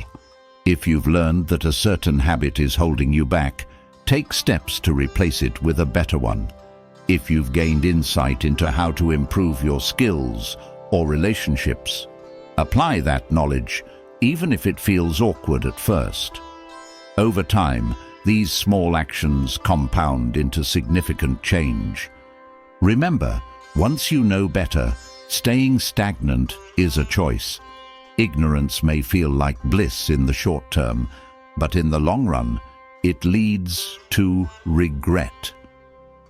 Use your knowledge as a catalyst for growth and transformation, and you'll find that the discomfort of change is far less painful than the cost of staying the same. 30. Most people settle for mediocrity, but the bar for standing out is surprisingly low. Look around you. Most people are living in a state of complacency, content with doing just enough to get by. They show up, check the boxes, and go home, never pushing themselves to achieve more. The irony is that in a world where mediocrity is the norm, standing out doesn't require extraordinary talent. It simply requires consistent effort and a willingness to go beyond the bare minimum. Stoicism teaches us to focus on what we can control and to strive for excellence in all we do. Epictetus said, "If you want to be great, do not think it is an easy path, but one that requires effort and dedication." However, in today's world, even a modest amount of effort can set you apart because so many people lack the discipline to pursue excellence. Think about it. Showing up on time, keeping your word, maintaining basic discipline, these simple acts already put you ahead of many. In a workplace, for instance, being reliable and proactive can make you a standout employee. In relationships, showing genuine care and effort can set you apart as a friend or partner. The bar is low, not because excellence is easy, but because so few people aim for it. Why do most people settle for mediocrity? Fear of failure, laziness, and a desire for comfort are common culprits. Mediocrity feels safe. It requires little risk and no discomfort, but it also leads to a life of unfulfilled potential. Choosing mediocrity is like running a race where you stop halfway, not because you're incapable of finishing, but because you didn't feel like trying harder. Standing out doesn't mean you have to be perfect or outperform everyone in every area. It simply means committing to consistent improvement. Instead of aiming to be the best at everything, aim to be better than you were yesterday. This mindset alone will set you apart because most people aren't even trying. How can you break free from mediocrity? Start by identifying areas where you've been coasting. Is it your health, your career, your relationships? Once you pinpoint these areas, set specific, achievable goals. Focus on small, consistent actions rather than grand gestures. Excellence isn't about massive leaps, it's about steady progress. Also, surround yourself with people who inspire you to aim higher. Mediocrity is contagious, but so is ambition. Choose your influences wisely, and you'll find it easier to push yourself to excel. Finally, remember that standing out isn't just about external success. It's about personal fulfillment. When you give your best effort, you build self-respect and confidence. You may not always get the results you want, but knowing you tried your hardest is a reward in itself. In a world where mediocrity reigns, excellence is a form of rebellion. Be the person who shows up, puts in the effort, and strives for more. Not because it's easy, but because it's worth it. 31. The gap between your current self and ideal self can be painful, but is a driving force for change. Have you ever looked in the mirror and felt a sharp pang of discomfort? Not because of how you look, but because of the distance between who you are today and who you know you could be. That gap, the space between your current self and your ideal self, can feel like a deep wound. It's a source of frustration, even anguish. But if you learn to see it differently, that same discomfort can become the fuel that drives you toward growth. This idea is central to Stoic philosophy, which encourages us to focus on what we can control and strive for continuous self-improvement. Marcus Aurelius often wrote about becoming the best version of oneself. He said, "Waste no more time arguing about what a good man should be. Be one." In other words, stop lamenting the gap and start closing it. The pain of this gap often stems from unmet potential. You might feel like you're not as disciplined, confident, or accomplished as you could be. And while it's tempting to numb this discomfort through distractions, avoidance, or even excuses, doing so only keeps you stuck. That pain exists for a reason. It's your inner compass telling you to act, to grow, to evolve. But why does the gap hurt so much? Because it confronts you with the reality of your choices. It forces you to acknowledge the ways you've held yourself back, whether through fear, laziness, or self-doubt. It's easier to blame external circumstances than to face the fact that you might be falling short of your potential. Yet, this honesty is a gift. Without it, there's no progress. The key is to channel this pain constructively. Instead of letting it paralyze you, use it as a reminder that you have the power to change. Start by clarifying what your ideal self looks like. Is it someone who is more disciplined, kind, or courageous? Be specific. Once you have a clear vision, break it down into actionable steps. If your ideal self is more disciplined, what small habits can you build today? If your ideal self is healthier, what changes can you make to your diet or exercise routine? Progress doesn't have to be dramatic. The important thing is to take consistent steps. Each small victory, waking up on time, completing a workout, or resisting a temptation, closes the gap bit by bit. Over time, these actions compound, and the gap begins to shrink. Remember, the gap is not your enemy. It's a mirror reflecting both your potential and your responsibility. Embrace it, and you'll find that the pain it causes is temporary, but the growth it inspires is lasting. 32. Conforming to others' expectations leads to resentment and frustration. Living your life according to others' expectations might feel safe at first, but it's a dangerous trap. Over time, it creates a growing sense of resentment and frustration, as if your life no longer belongs to you. Every decision made to please someone else is a small betrayal of your true self, and those betrayals add up. Stoicism teaches us to focus on living authentically, guided by our own values rather than the opinions or judgments of others.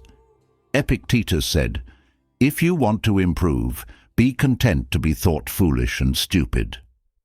This might sound harsh, but it captures a profound truth. If you care too much about others' approval, you'll never have the freedom to pursue your own path. Why do so many people conform? Fear of rejection, judgment, or disappointing others often drives this behavior. You might take a job you hate to meet family expectations, or stay in a relationship that no longer serves you because of societal pressure. At first, these choices seem like compromises, but over time, they become prisons. The problem is that no matter how hard you try, you can never fully satisfy everyone's expectations. People's opinions are inconsistent and often contradictory. What pleases one person might upset another. Chasing approval is like trying to fill a bucket with holes. It's exhausting and ultimately futile. The cost of conforming is steep. It drains your energy, erodes your self-respect, and stifles your growth. Worst of all, it creates resentment, not just toward others, but toward yourself. You start to feel trapped in a life you didn't choose, wondering why you feel unfulfilled despite doing the right thing. Breaking free from this cycle requires courage.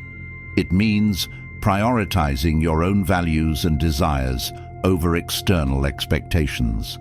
This doesn't mean being selfish or dismissive of others, but rather recognizing that you can't pour from an empty cup. Living authentically allows you to give more to the people who truly matter, because you're not weighed down by resentment or regret. Start by identifying where you've been conforming. Ask yourself, am I making this decision because it aligns with my values, or because I want approval? If it's the latter, consider the long-term consequences. Will this choice bring you closer to the life you want, or further away? Once you've identified these areas, Take small steps to reclaim your autonomy. Set boundaries, even if they're uncomfortable. Learn to say no without guilt. And most importantly, give yourself permission to disappoint others. Not everyone will understand your choices, and that's okay. The people who truly care about you will respect your authenticity. Living authentically isn't easy, but it's the only path to lasting fulfillment.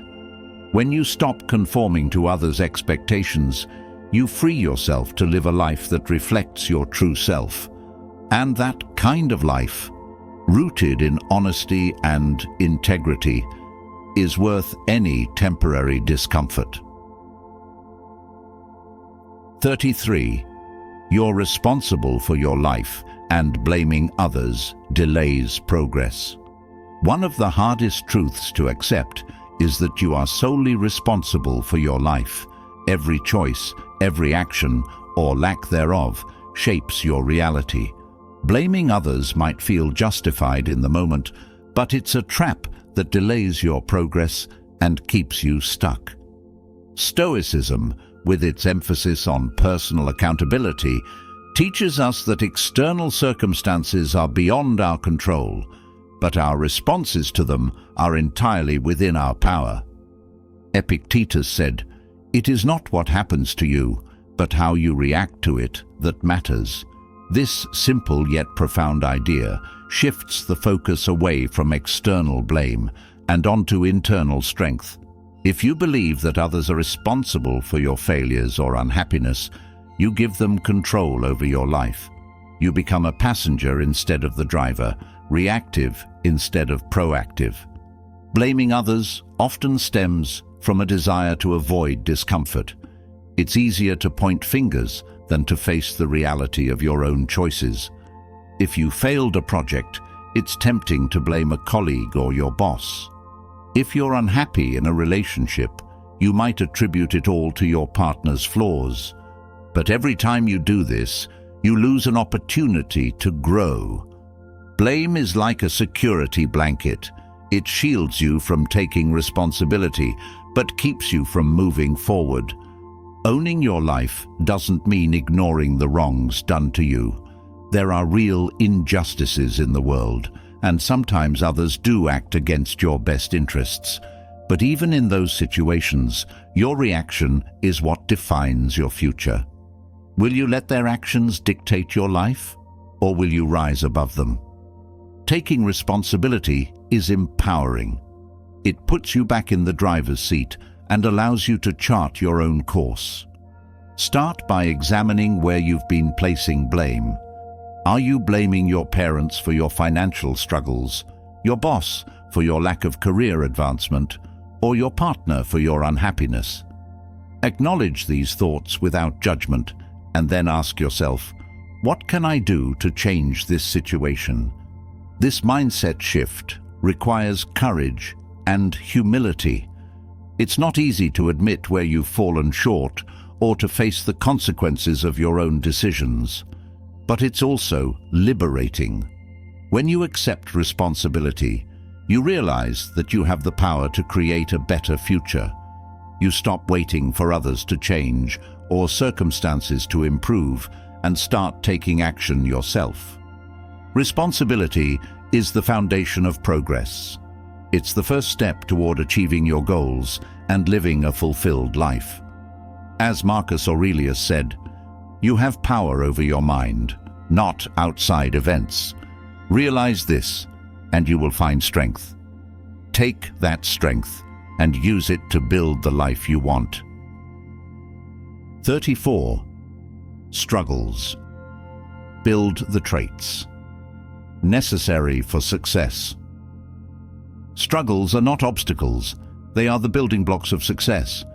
While they may feel overwhelming in the moment, each challenge you face is an opportunity to grow, to develop resilience, and to shape yourself into a stronger, wiser person. Stoicism reminds us that adversity is not only inevitable, but also essential for personal growth. Marcus Aurelius wrote, "The impediment to action advances action, What stands in the way becomes the way. This means that the very obstacles you encounter are what propel you forward. Without struggles, you wouldn't develop the traits necessary to achieve your goals. Strength is forged in the fires of adversity, not in the comfort of ease. Think about the traits you admire in successful people: discipline, resilience, patience, and creativity. None of these qualities come naturally. They are earned through hard work and perseverance. A disciplined person has faced the temptation of distraction and overcome it. A resilient person has endured hardship and emerged stronger. A patient person has waited through setbacks without giving up. These traits are not gifts. They are the results of struggles. Consider the gym as a metaphor for life. To build muscle, you must lift heavier weights over time, pushing your body beyond its comfort zone. If you avoid the strain, your muscles never grow. The same principle applies to your mind, your character, and your abilities.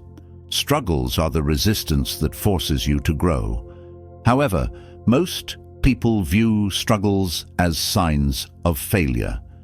They fear discomfort and avoid challenges, hoping for an easier path. This mindset not only limits growth, but also leads to a shallow, unfulfilled life. If you are not willing to endure the hard times, you'll never achieve the rewards on the other side. The key is to change your perspective on struggles. Instead of seeing them as setbacks, view them as opportunities. When you encounter a challenge, ask yourself, what can I learn from this? How can this experience make me stronger? This shift in mindset transforms difficulties into stepping stones for success. It's also important to remember that struggles are temporary. No matter how dark a situation may seem, it will eventually pass. What remains is the person you become through the process. Each struggle leaves you better equipped to handle the next, creating a cycle of continuous growth. Embrace your struggles with a Stoic mindset. Accept that they are a natural part of life and that they serve a purpose. As Seneca said, difficulties strengthen the mind, as labor does the body. When you face adversity with courage and determination, you not only overcome the immediate challenge, but also build the foundation for long-term success. 35. You might not realize you're living in the golden years of your life until later. It's a painful truth that we often fail to appreciate the best moments of our lives while we're living them. How many times have you looked back on a chapter of your life, perhaps a time when things felt simple, even mundane, and realized those were, in fact, the golden years? The tragedy lies in our inability to recognize the beauty of the present until it becomes a distant memory. This phenomenon stems from our obsession with the future. We're constantly striving for the next milestone, convinced that happiness lies just around the corner. A better job, a bigger house, more money. These are the promises that keep us racing forward. Meanwhile, the present slips through our fingers unnoticed, like sand in an hourglass. Stoicism teaches us to embrace the present moment, to find contentment in what we have rather than what we lack. Marcus Aurelius said, "Do not dwell on the future. Instead, concentrate on what you can do now." This wisdom reminds us that life unfolds in the now, not in some imagined tomorrow. The golden years of your life aren't defined by wealth or status. They're defined by the people you love, the experiences you share, and the moments of quiet joy that often go unnoticed. It might be a dinner with friends, a walk in the park, or even a peaceful evening alone with your thoughts. These moments are precious, but their value often becomes clear only in hindsight. So how can you break this cycle of delayed gratitude? The answer lies in mindfulness. being fully present in your life as it happens. Start by paying attention to the small joys around you. Notice the warmth of the sun on your skin, the sound of laughter, or the taste of your favorite meal. These fleeting moments are the threads that weave the tapestry of your life. Another way to embrace the present is to reflect on what you'll miss when this chapter ends.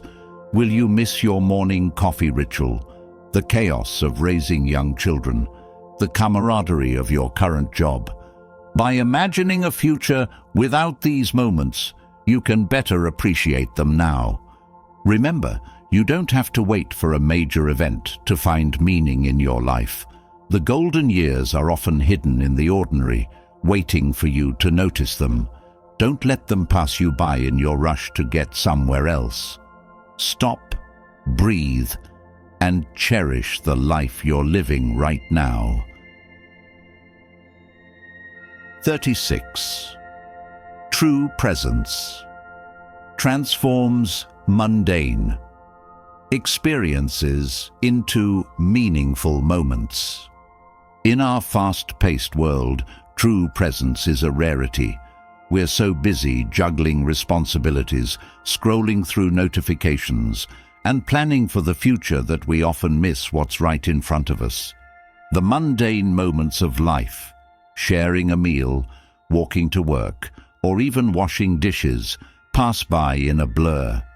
Yet these seemingly insignificant moments hold the potential to become deeply meaningful if we approach them with presence. What does it mean to be truly present? It means giving your full attention to the task or person in front of you, without distraction or judgment. This concept is central to Stoicism, which emphasizes mindfulness and intentionality. As Seneca wrote, "True happiness is to enjoy the present without anxious dependence upon the future." When you are fully present, even the simplest activities can bring a sense of peace and fulfillment. Consider how much time you spend on autopilot.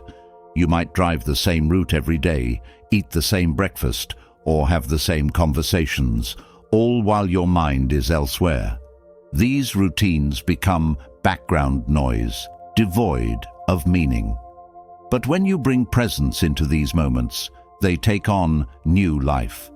Suddenly, the morning sunlight streaming through your window feels like a gift. The taste of your coffee becomes an experience, not a habit. Presence also transforms relationships. When you truly listen to someone without interrupting, planning your response, or checking your phone, you create a connection that goes beyond words.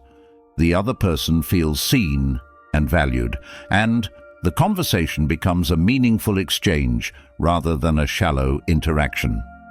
So how can you cultivate true presence in your life? Start by eliminating distractions. Put your phone away during meals. Turn off notifications during conversations, and create moments of silence in your day. These small changes help you focus on what's happening around you. Next, practice mindfulness. Pay attention to your senses, the sights, sounds, smells, and textures of the world around you. Engage fully with whatever you're doing, whether it's cooking, working, or spending time with loved ones.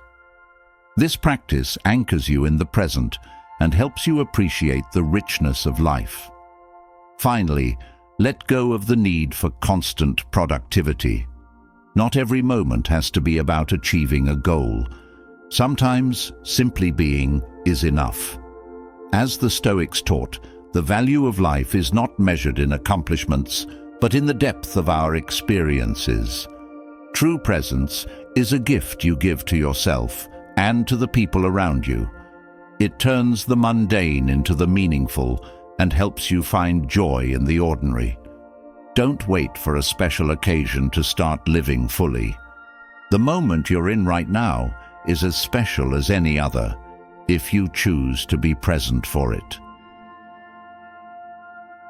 37. Life has always been hard. Feeling lost or misunderstood isn't new. It's easy to look at the challenges you face and think they're unique to you. Maybe you feel lost in your career, misunderstood by your loved ones, or overwhelmed by the weight of your responsibilities. But here's a truth that grounds us all. Life has always been hard. From ancient times to the modern day, human beings have faced struggles that test their limits. Feeling lost or misunderstood isn't a new phenomenon. It's part of the shared human experience. Consider the stories of the great thinkers and leaders of history. Marcus Aurelius, one of the most powerful rulers of the Roman Empire, wrote extensively about his struggles in Meditations. Despite his status, he grappled with feelings of isolation and the heavy burden of responsibility. His writings remind us that even the most successful people are not immune to the hardships of life. Feeling lost is a sign that you're searching for direction, which is a necessary part of growth. It's in the moments of confusion and uncertainty that you begin to ask the big questions. Who am I? What do I want? What's my purpose? These questions are not signs of weakness.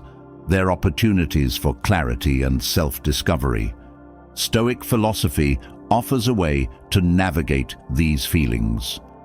Epictetus taught that while you can't control external events, you can control your perceptions and responses.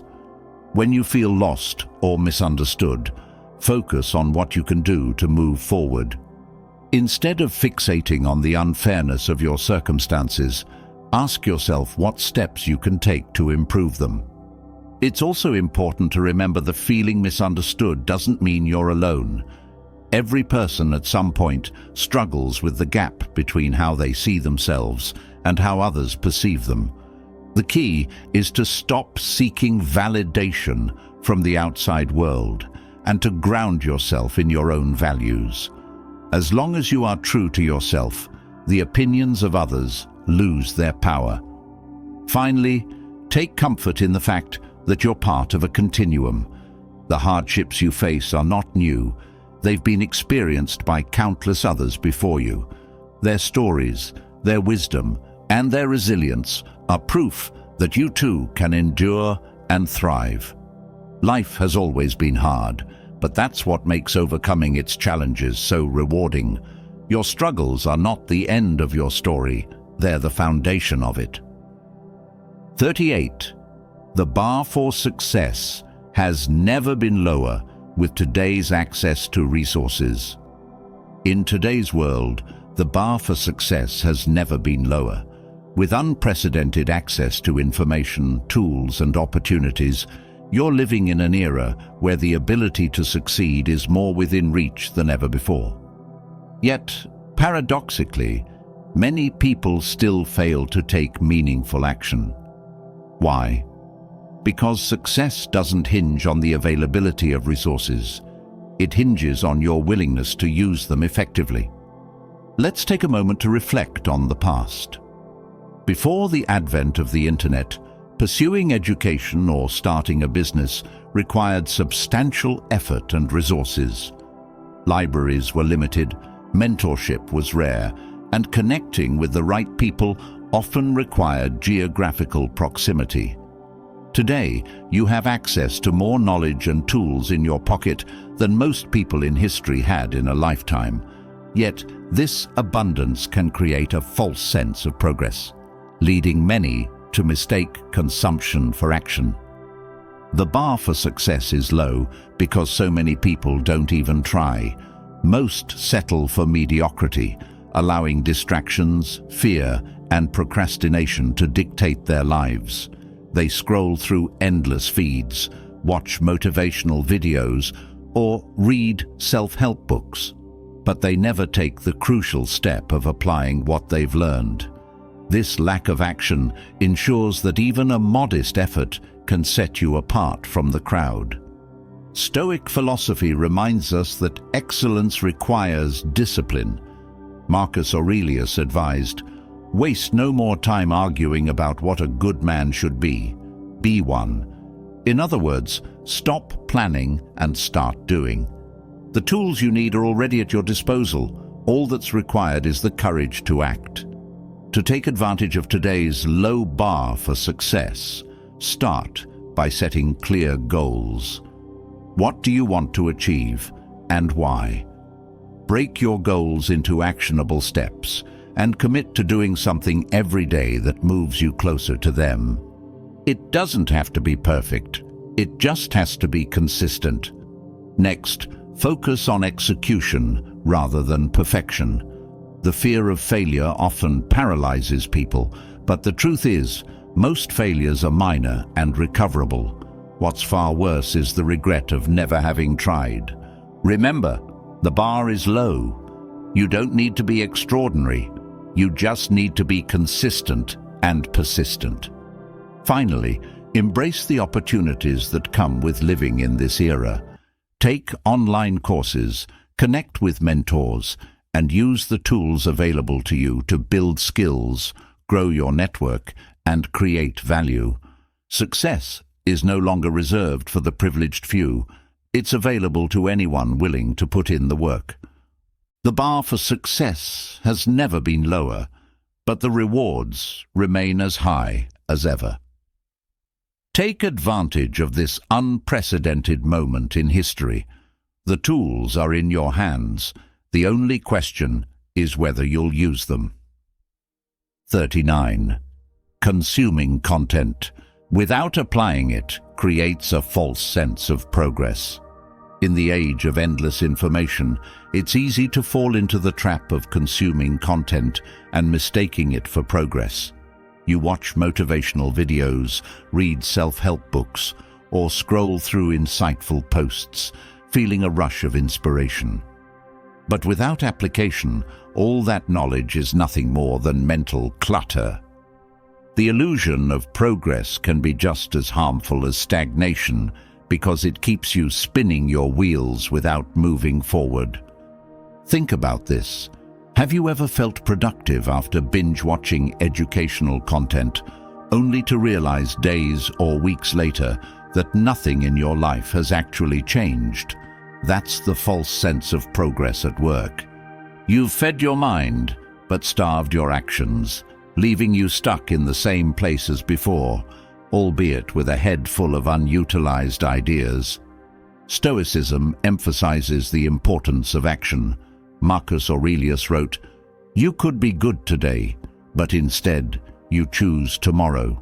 This wisdom highlights a common pitfall: postponing action under the guise of preparation. Consuming content is easy, it feels good, it's passive, and it gives you the illusion of effort. But true growth requires stepping into discomfort and applying what you've learned. Here's the hard truth: knowledge alone doesn't change your life. It's what you do with that knowledge that matters. Watching a video on building discipline won't make you disciplined unless you take steps to implement its lessons.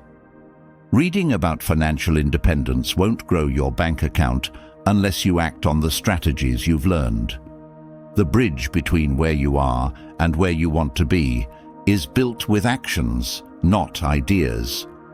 To break free from this cycle, approach content consumption with intention. When you encounter a valuable lesson, pause and ask yourself, how can I apply this to my life? Create a specific action plan and commit to following through. For example, if you read about improving productivity, start by implementing just one habit, such as blocking distractions or creating a to-do list. Progress doesn't require perfection, it requires momentum. Additionally, limit the amount of content you consume at any given time. Focus on depth over breadth. Instead of drowning in endless resources, select a few key lessons to implement and master before moving on. This approach ensures that what you consume has a tangible impact on your life. Remember, the goal is not to hoard knowledge, but to transform it into action. Don't let the false sense of progress lull you into complacency. Step out of the passive role of a consumer and become an active participant in your own growth. As the Stoics remind us, the measure of wisdom is not what you know, but how you live. 40. Sadness stems from a lack of perceived options which learning can solve. Sadness often feels like a heavy fog, obscuring your ability to see a way forward. At its core, sadness can stem from a lack of perceived options, a belief that your circumstances are fixed and that no paths exist to improve them. This belief traps you in a state of helplessness, making your world feel smaller and more constricted than it truly is. But here's the liberating truth. Learning can dissolve this illusion. When you acquire new knowledge or skills, you expand your range of options and open doors you previously thought were locked. Education, whether formal or self-directed, empowers you to see possibilities where once there were none. Consider the Stoic principle that your perception shapes your reality. Epictetus taught, "It is not what happens to you, but how you react to it that matters." When you feel trapped or hopeless, it's often because you've accepted a narrow perspective on your situation. Learning allows you to shift that perspective. Whether it's reading a book, taking a course, or seeking advice from a mentor, gaining knowledge reveals new strategies, solutions, and opportunities. For instance, if you're stuck in a job you dislike, you might feel that you have no choice but to endure it. But learning a new skill, coding, writing, or even public speaking, can create pathways to a different career. If you're struggling in a relationship, studying communication techniques or seeking therapy can help you resolve conflicts and build a stronger connection. The act of learning transforms your sense of agency, showing you that you're not as powerless as you once thought. Sadness thrives in the absence of hope, and hope is often born from the realization that you have options. Each piece of knowledge you gain is a tool to build a better reality. But here's the catch. Learning only works if you're willing to apply it. As you acquire new insights, take small steps to integrate them into your life. The combination of action and education is what truly breaks the cycle of despair. It's also worth noting that not all sadness comes from external circumstances. Sometimes it's rooted in internal struggles like self-doubt or unprocessed emotions. In these cases, learning about mindfulness, self-compassion, or emotional resilience can help you navigate your inner world with greater clarity and strength. The next time you feel overwhelmed by sadness, ask yourself, what am I missing? What can I learn that might change my situation? Approach your challenges with curiosity rather than resignation. As you gather knowledge, you'll find that the fog begins to lift, revealing paths you hadn't considered before. In the end, sadness is not a permanent state. It's a signal that something needs to change. And the key to change is often as simple as learning something new. By embracing education as a tool for growth, you can transform your sadness into a stepping stone toward a brighter future. 41. Anxiety comes from too many options. Prioritizing simplifies decisions. In today's world, choices are abundant. From the dozens of items on a restaurant menu to endless career paths, hobbies, and personal goals, it seems we're constantly surrounded by decisions. While having options may feel empowering, too many can actually overwhelm the mind, creating anxiety and indecision. Psychologists call this choice overload, and it's a common source of modern-day stress. Imagine standing in front of a vast buffet table. At first, you're excited about all the possibilities, but as you start filling your plate, you realize you can't try everything. The fear of missing out on the best choice starts creeping in, leaving you paralyzed. This is what happens when you face too many options in life. The pressure to make the perfect decision creates a loop of overthinking and second-guessing. Stoicism offers a practical way to combat this. Marcus Aurelius wrote, "If you seek tranquility, do less."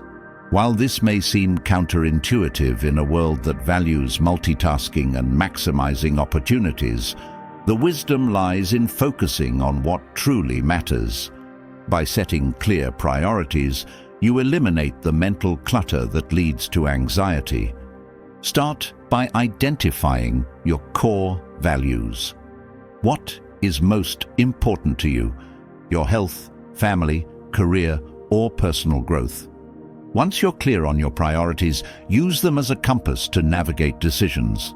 For example, if your health is a top priority, it becomes easier to choose a nutritious meal over fast food or a workout over binge-watching TV. Simplifying your decisions based on your values reduces the mental strain of weighing every option equally. Another technique is to practice decisiveness. Often we delay making choices out of fear of making the wrong one, but indecision is its own form of stress. As Epictetus said, "Don't explain your philosophy, embody it." In other words, take action and trust that you can adjust your course later if needed. Even a suboptimal decision is better than no decision at all because it propels you forward. Limiting your options is another powerful strategy. Apply constraints to your choices, whether it's selecting only 3 goals to focus on for the year or committing to one project at a time. These self-imposed boundaries give you the mental space to fully engage with what you've chosen, rather than constantly wondering about the alternatives. Ultimately, anxiety from too many options is a symptom of trying to keep every door open. But life doesn't work that way. By prioritizing and simplifying, you free yourself from the tyranny of endless choice and create room for clarity and peace. 42. Patience requires meaningful action in the meantime. Patience is often misunderstood as passive waiting, an endurance test where you do nothing and hope for the best. But true patience isn't about sitting idly by. It's about finding meaningful actions to engage in while the outcome unfolds. As the Stoics teach, patience is an active virtue, not a passive one. Think of a farmer planting seeds. Once the seeds are in the ground, the farmer can't force them to grow faster. But this doesn't mean they sit idle. They water the soil, remove weeds, and ensure the environment is conducive to growth. Similarly, patience in your life means focusing on what you can do while letting go of what you can't control. Impatience often stems from wanting immediate results. You've worked hard on a project, but success feels distant. You've started a new fitness routine, but the scale hasn't budged. In these moments, the desire for quick gratification can lead to frustration and the temptation to give up. But meaningful progress takes time, and the best results come to those who are willing to wait while continuing to put in the effort. The Stoic philosopher Seneca reminds us, "Time discovers truth." This doesn't mean you should simply wait for time to reveal the answers, but rather that you should use time wisely. Instead of obsessing over the outcome, focus on small, actionable steps. If you're working toward a career goal, learn a new skill or expand your network. If you're recovering from a setback, use the time to reflect and grow stronger. Meaningful action not only keeps you occupied, but also ensures that when the opportunity arises, you'll be ready to seize it. Patience also requires a shift in mindset. Instead of viewing the waiting period as a barrier, See it as part of the journey. Every moment of preparation, learning and effort contributes to the eventual outcome. This perspective turns frustration into fulfillment because you're no longer fixated solely on the end goal. To cultivate patience, start by setting realistic expectations. Understand that worthwhile achievements rarely happen overnight. Break your goals into smaller milestones and celebrate each step forward. This keeps your motivation high and reminds you that progress is being made, even if the ultimate result takes time. Lastly, embrace the idea that some things are beyond your control. As Epictetus wisely said, "It is not events that disturb people, but their judgments about them." When you release the need to control every aspect of the process, patience becomes easier. Focus on what you can do today and trust that the rest will fall into place. True patience isn't passive waiting, it's active engagement. By finding meaningful actions to take in the meantime, you transform the waiting period from a source of anxiety into an opportunity for growth and preparation. Patience, when practiced this way, becomes a superpower that not only helps you endure, but also thrive. 43. Sticking to. Even a mediocre plan is harder and more effective than seeking perfection. The pursuit of perfection is seductive. It promises an ideal outcome, a flawless execution, and the admiration of others. But in reality, perfection is often a trap, a mirage that keeps you from making progress. Ironically, sticking to even a mediocre plan consistently will outperform the endless quest for a perfect strategy. Think of perfectionism as a mountain climber who refuses to ascend until the weather conditions are ideal. The gear is flawless, and every possible scenario has been accounted for. While they wait, another climber with average gear and determination starts their journey. The latter might face challenges, but they're moving forward, while the perfectionist remains paralyzed at the base. The Stoics teach us the value of action over deliberation. Marcus Aurelius wrote, "You have power over your mind, not outside events. Realize this, and you will find strength." This means the key to progress isn't in perfect conditions or plans, but in taking consistent action despite imperfections. Why is sticking to a plan so challenging? Because the allure of new and seemingly better options constantly tempts us. This phenomenon, known as shiny object syndrome, diverts your focus and leaves you perpetually starting over. Consistency, on the other hand, demands discipline, a virtue the Stoics held in high regard. Here's the reality. Mediocre plans often yield remarkable results because they're executed consistently. A subpar workout routine followed daily will produce better fitness results than an elaborate plan abandoned after a week. Writing 500 words a day, even if they're not perfect, will complete a book faster than endlessly tweaking the outline. Progress isn't about brilliance, it's about persistence. How can you embrace consistency over perfection? First, set achievable goals. Break larger objectives into smaller, actionable steps.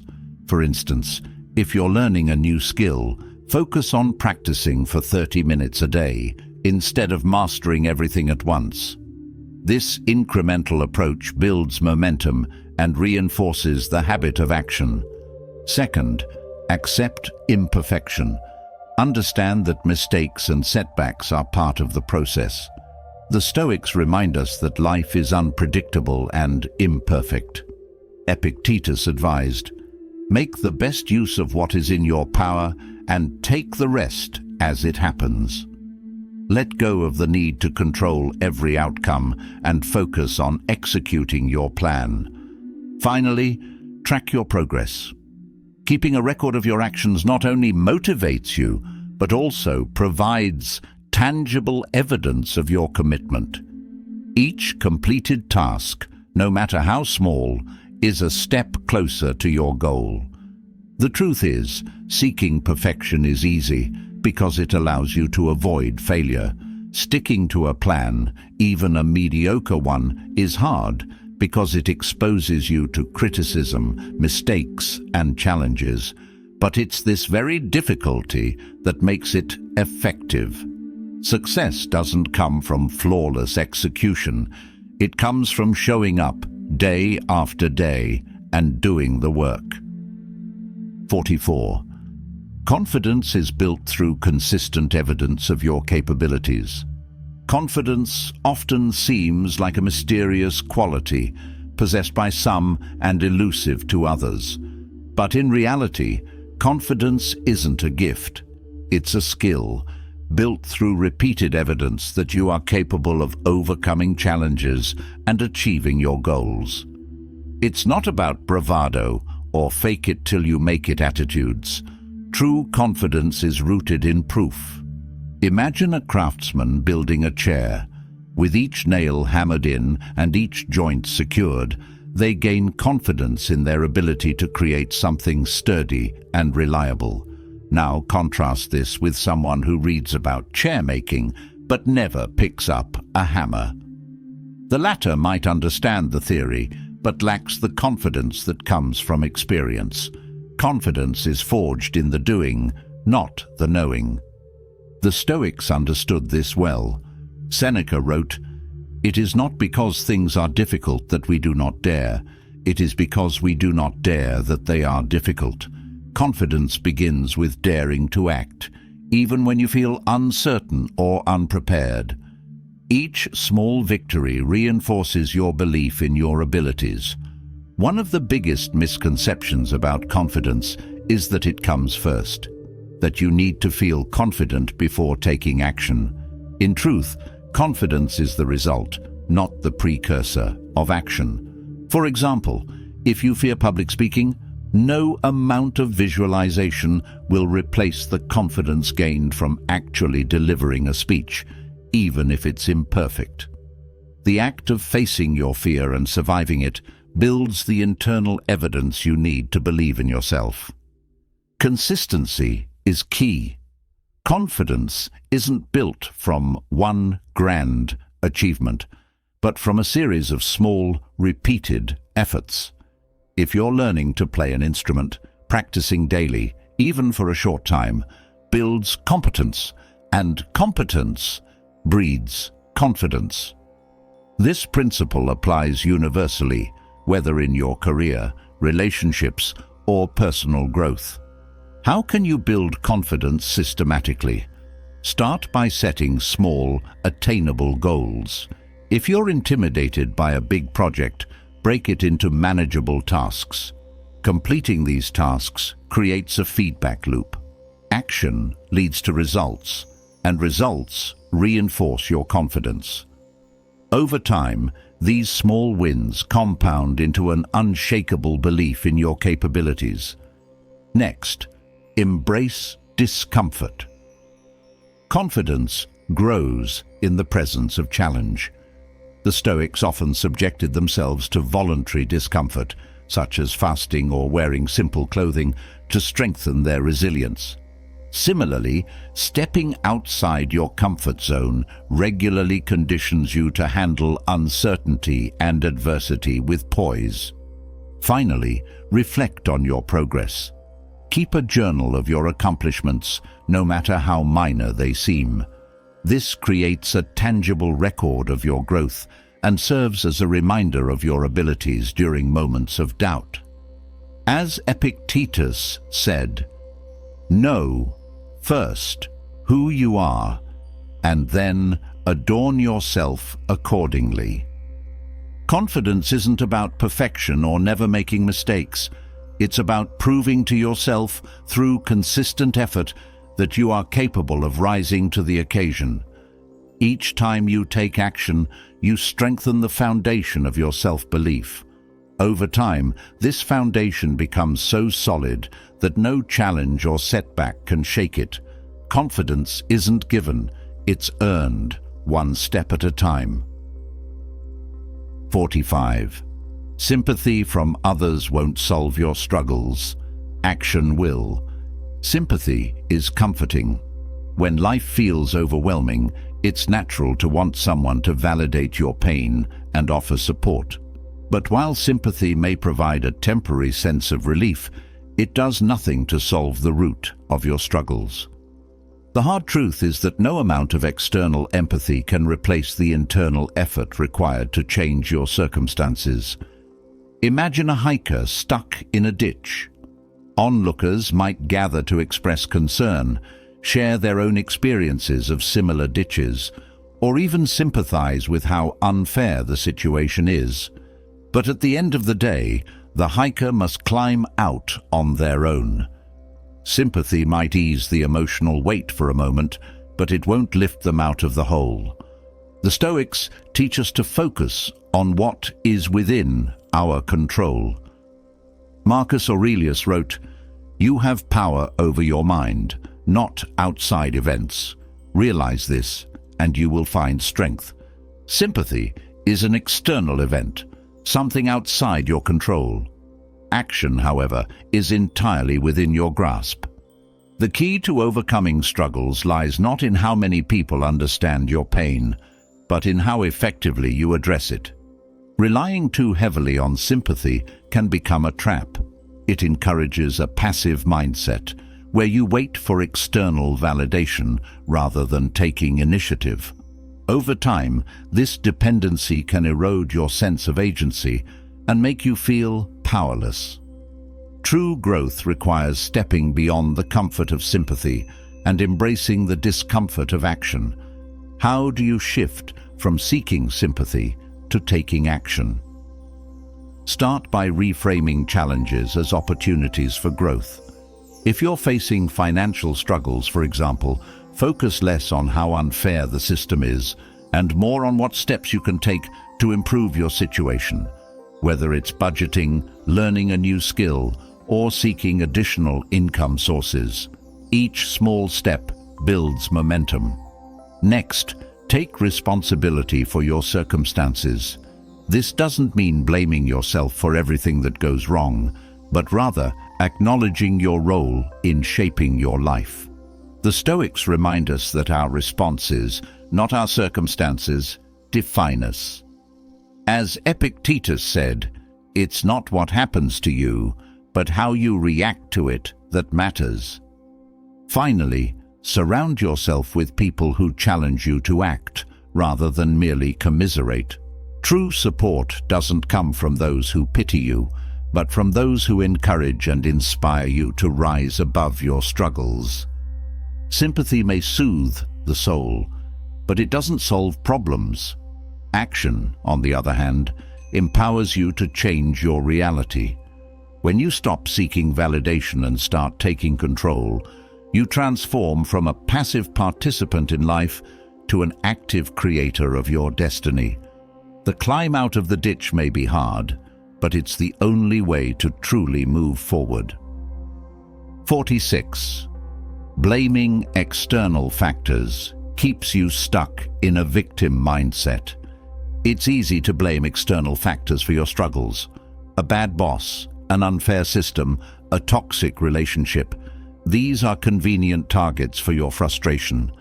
But while these factors may contribute to your difficulties, blaming them keeps you trapped in a victim mindset, unable to move forward. Picture a ship in rough waters.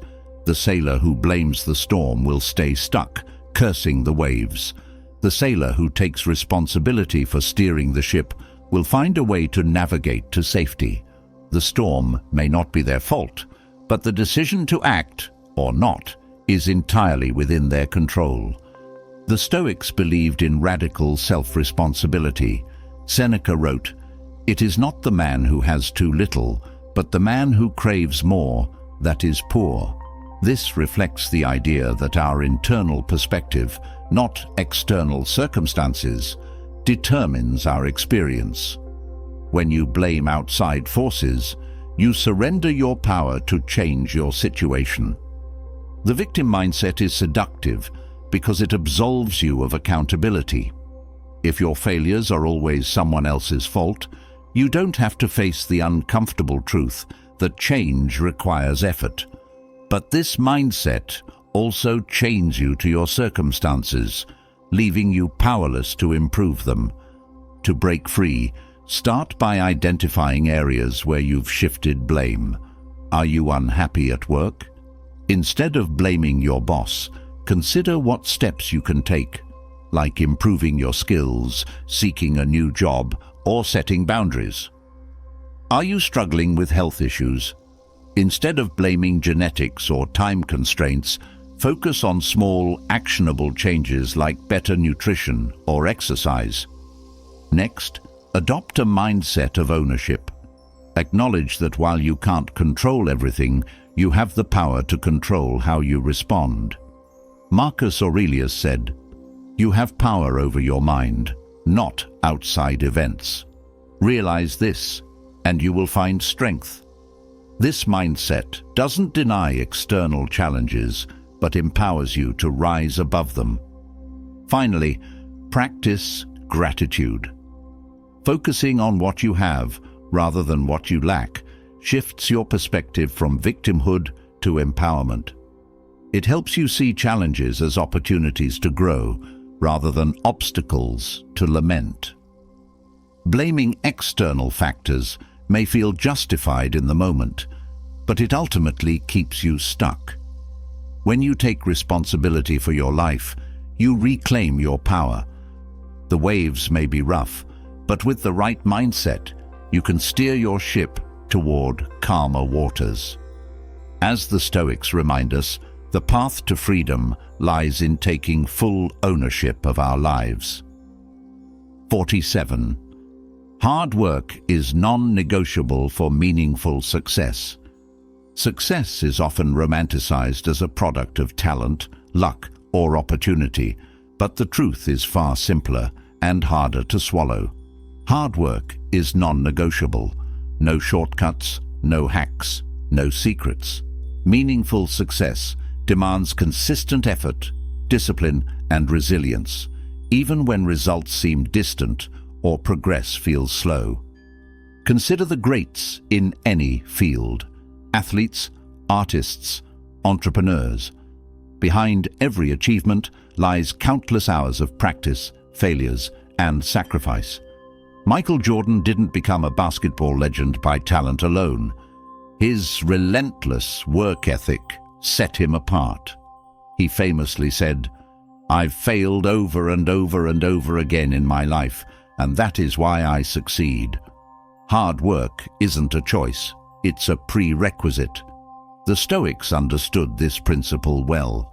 Marcus Aurelius reminded himself daily to embrace challenges, saying, "The impediment to action advances action. What stands in the way becomes the way." The path to greatness is paved with obstacles, but it's through overcoming them that we grow stronger. Yet, modern culture often glorifies instant success. Social media showcases highlight reels, not the grind behind the scenes. It's easy to envy the entrepreneur with a thriving business, the musician topping the charts, or the fitness influencer with the perfect body. What you don't see are the sleepless nights, rejections, and relentless efforts that built those results. Without hard work, their achievements wouldn't exist. Hard work also builds character. It teaches discipline, patience, and resilience, qualities that extend beyond any single goal. A student who pours effort into mastering a subject doesn't just gain knowledge. They develop the ability to learn and persist. A writer who struggles through countless drafts becomes not just a better writer, but a more determined person. But hard work isn't glamorous. It's repetitive, exhausting, and often thankless. There will be moments when you question whether it's worth it, when the gap between effort and reward feels insurmountable. That's where most people stop, and that's why meaningful success remains elusive for so many. The solution is to reframe your relationship with hard work. Instead of viewing it as a burden, see it as an opportunity to grow. Celebrate small wins along the way, and remember that every step forward, no matter how small, contributes to the bigger picture. As Epictetus said, "No great thing is created suddenly, any more than a bunch of grapes or a fig." If you tell me that you desire a fig, I answer you that there must be time. Let it first blossom, then bear fruit, then ripen. In the end, hard work isn't just about achieving a goal.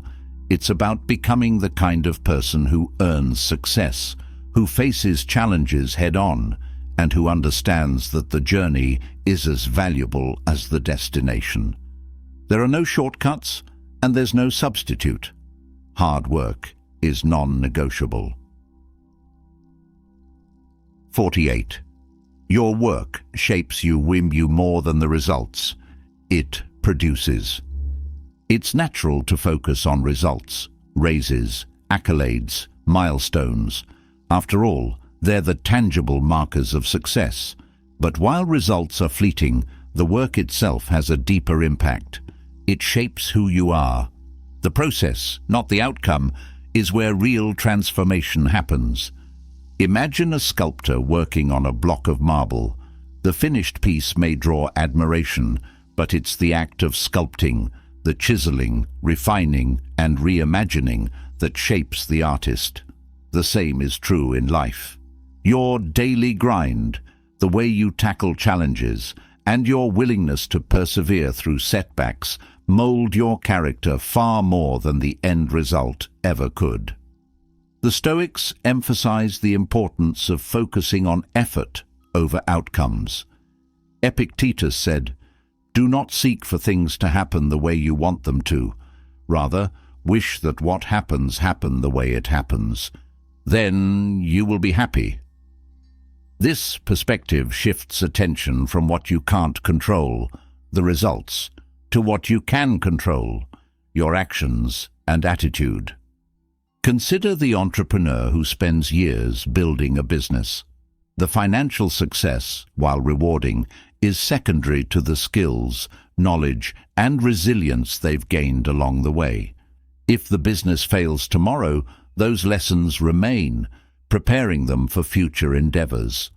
Similarly, a student who works tirelessly to understand a difficult subject may forget the details years later, but the discipline and problem-solving abilities they developed will serve them for life. Results can also be deceptive. They may come quickly, masking a lack of real growth, or they may be delayed, making progress seem invisible. This is why focusing solely on outcomes can be dangerous. It ties your self-worth to external validation. When results don't align with expectations, it's easy to feel like a failure, even if the effort you put in was transformative. To appreciate the value of the work itself, practice mindfulness during the process. Whether you're training for a marathon, learning a new skill, or pursuing a creative project, pay attention to how the work challenges and changes you. Reflect on what you're learning, how you're growing, and how your perseverance is shaping your character. Reframing your perspective on work also protects you from the emptiness that often follows achieving a goal. Many people feel a sense of letdown after reaching a milestone because they've tied their fulfillment solely to the result. But when you value the process, every step becomes meaningful, and success is no longer a fleeting moment, but a continuous journey. Ultimately, your work is more than a means to an end. It's a tool for self-discovery and growth, a crucible where your best qualities are forged. The results may come and go, but the person you become through the work, it will stay with you forever. 47. Hard work is non-negotiable for meaningful success. Hard work is the foundation of all meaningful success. It's not a luxury or an optional step, it's a necessity. In a world that often glorifies talent and luck, the reality is that sustained effort is what separates those who achieve their dreams from those who don't. Hard work is the great equalizer. It levels the playing field and rewards those who commit themselves fully. Think of any successful individual. Behind the accolades and achievements lies a story of relentless dedication. Consider Thomas Edison, who famously said, "Genius is 1% inspiration and 99% perspiration." Edison didn't stumble upon the light bulb in a moment of brilliance. He conducted thousands of experiments before finding success. Each failure taught him something, and every setback strengthened his resolve. Hard work isn't glamorous. It's often repetitive, exhausting, and solitary. But it's during these moments of grind that the seeds of greatness are planted. The process of working hard shapes your discipline, builds your resilience, and strengthens your character.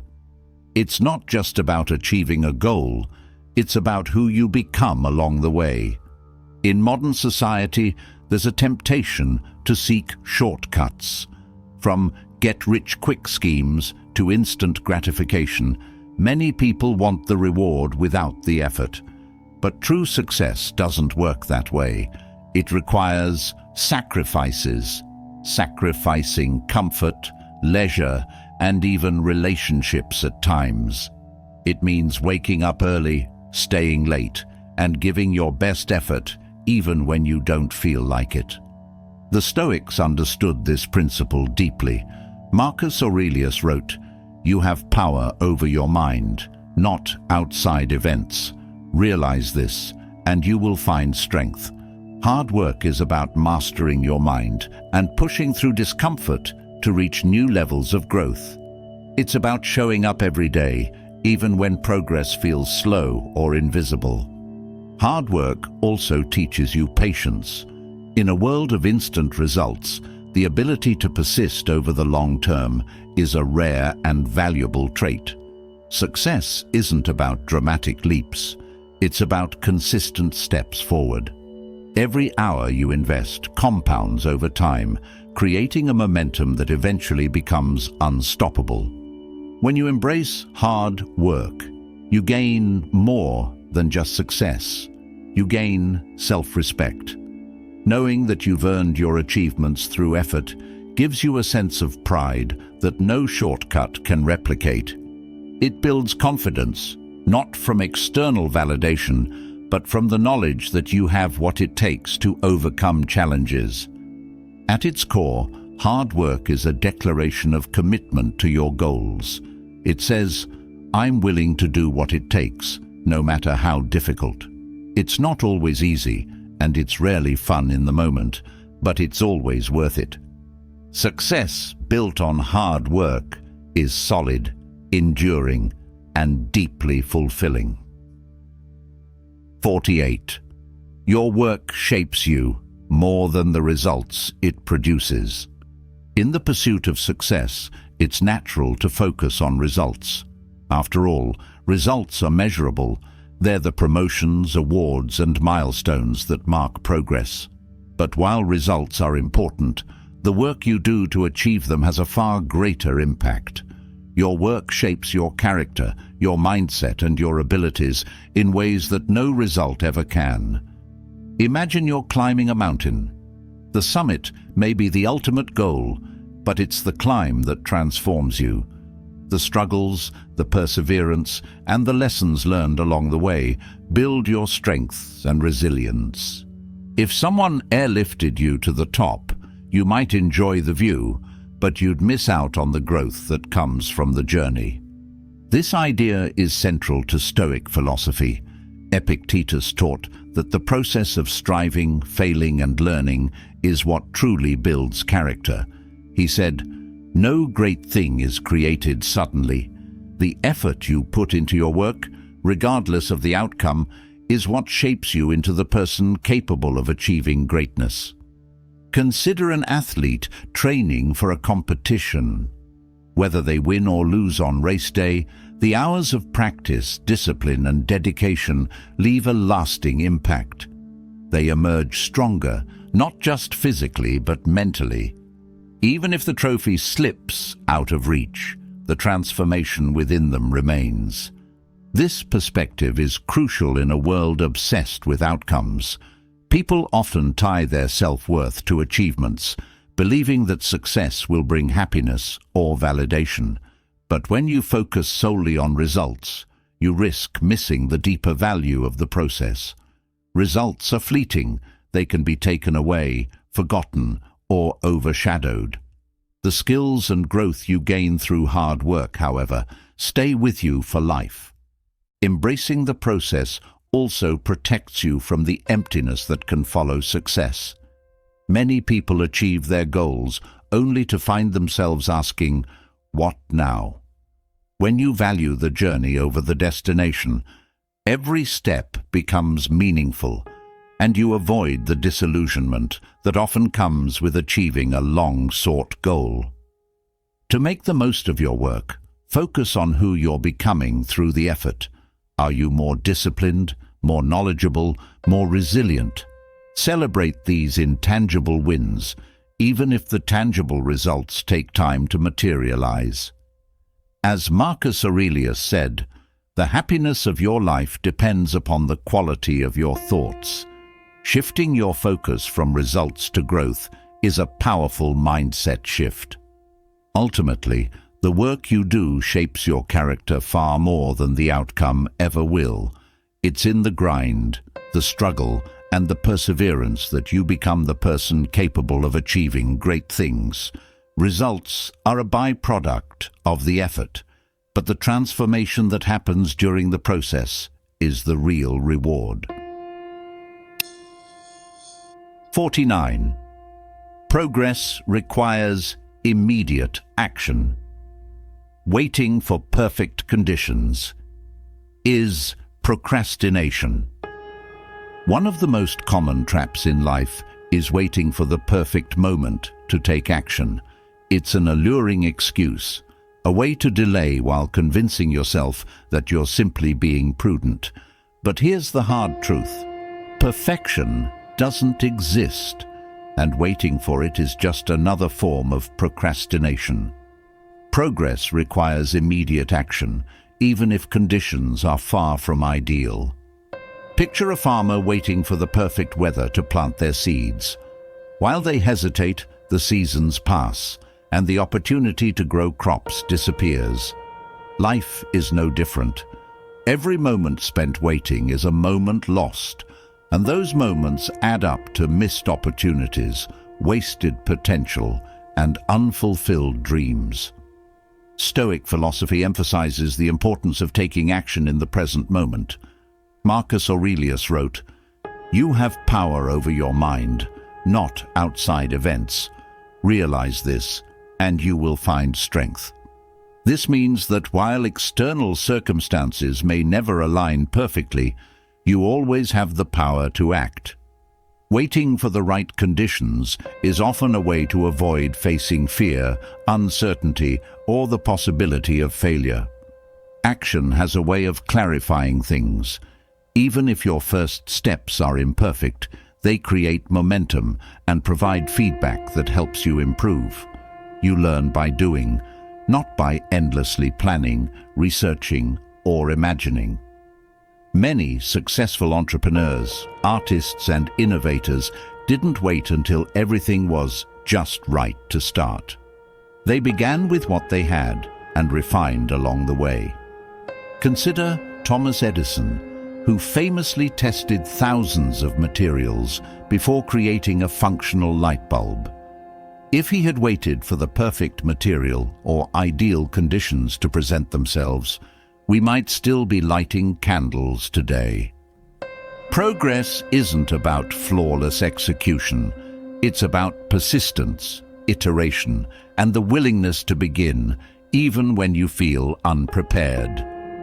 Perfectionism is often a mask for fear. People delay because they're afraid of failing, being judged, or not measuring up. But failure is a necessary part of success. Every stumble teaches you something, and every misstep brings you closer to your goal. As the saying goes, you don't have to be great to start, but you have to start to be great. Taking immediate action doesn't mean recklessness. It means starting with what you can, where you are, and adjusting as you go. It's about overcoming the inertia of inaction and trusting that the path will become clear as you move forward.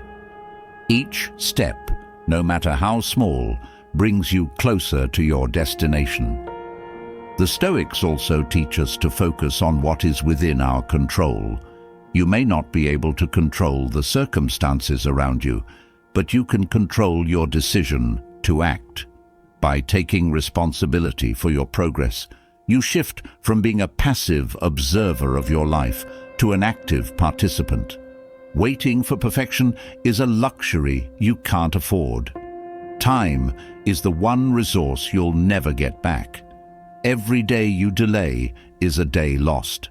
So take that first step, no matter how small or uncertain.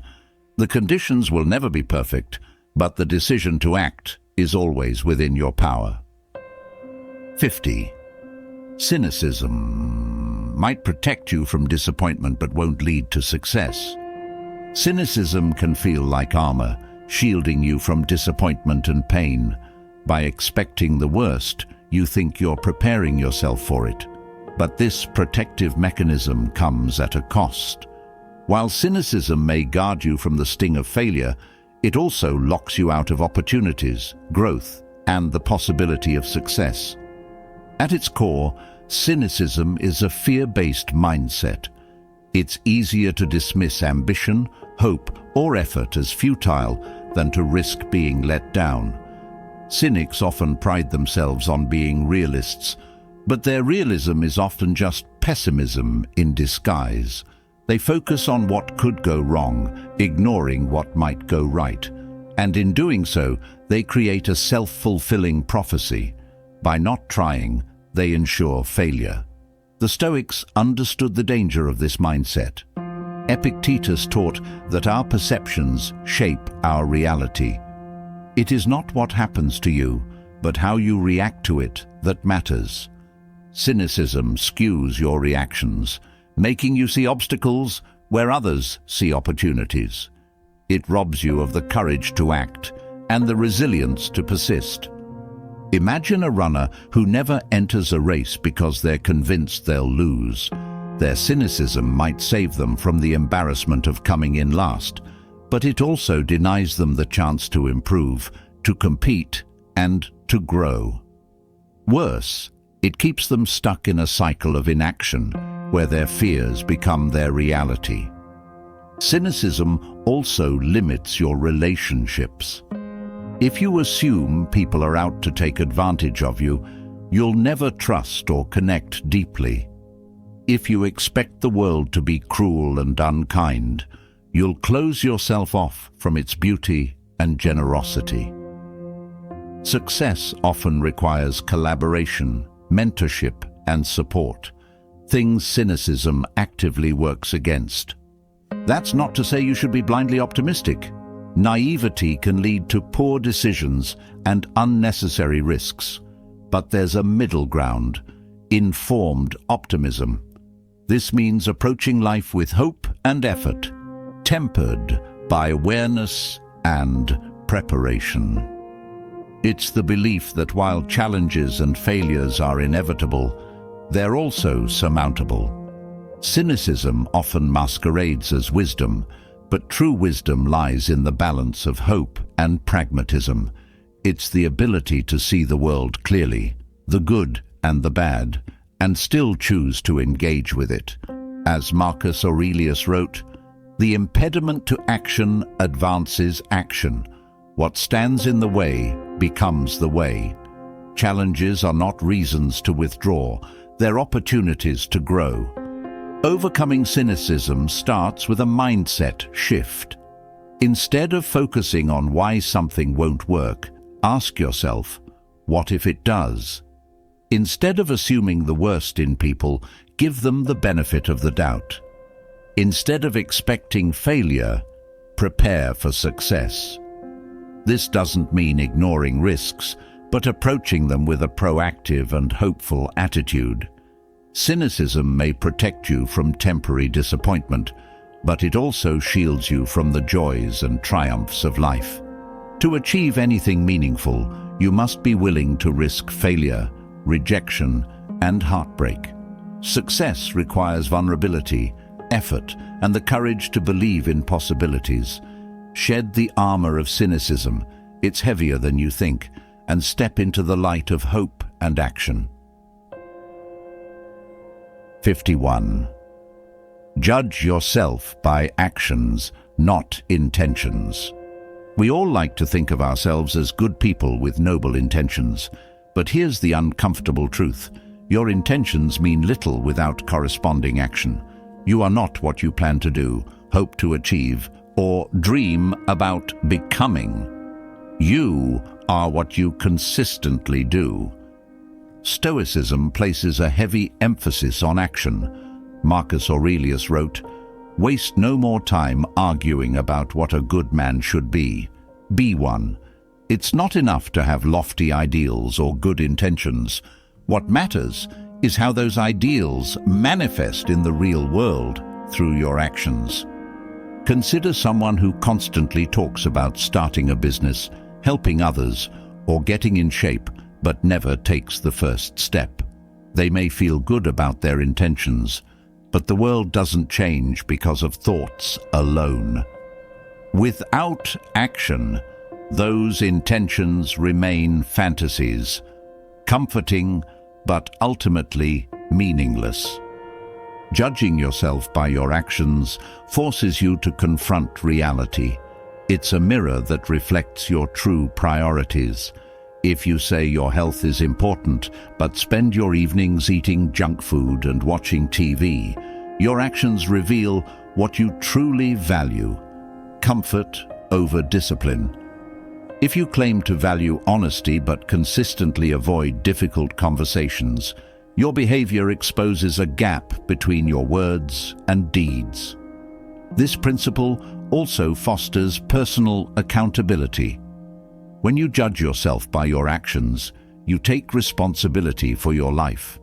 There's no room for excuses like, "I meant to," or "I was going to." What matters is what you actually did. This shift in mindset is both humbling and empowering. It removes the safety net of good intentions and challenges you to live with integrity. Stoicism teaches that virtue lies in action.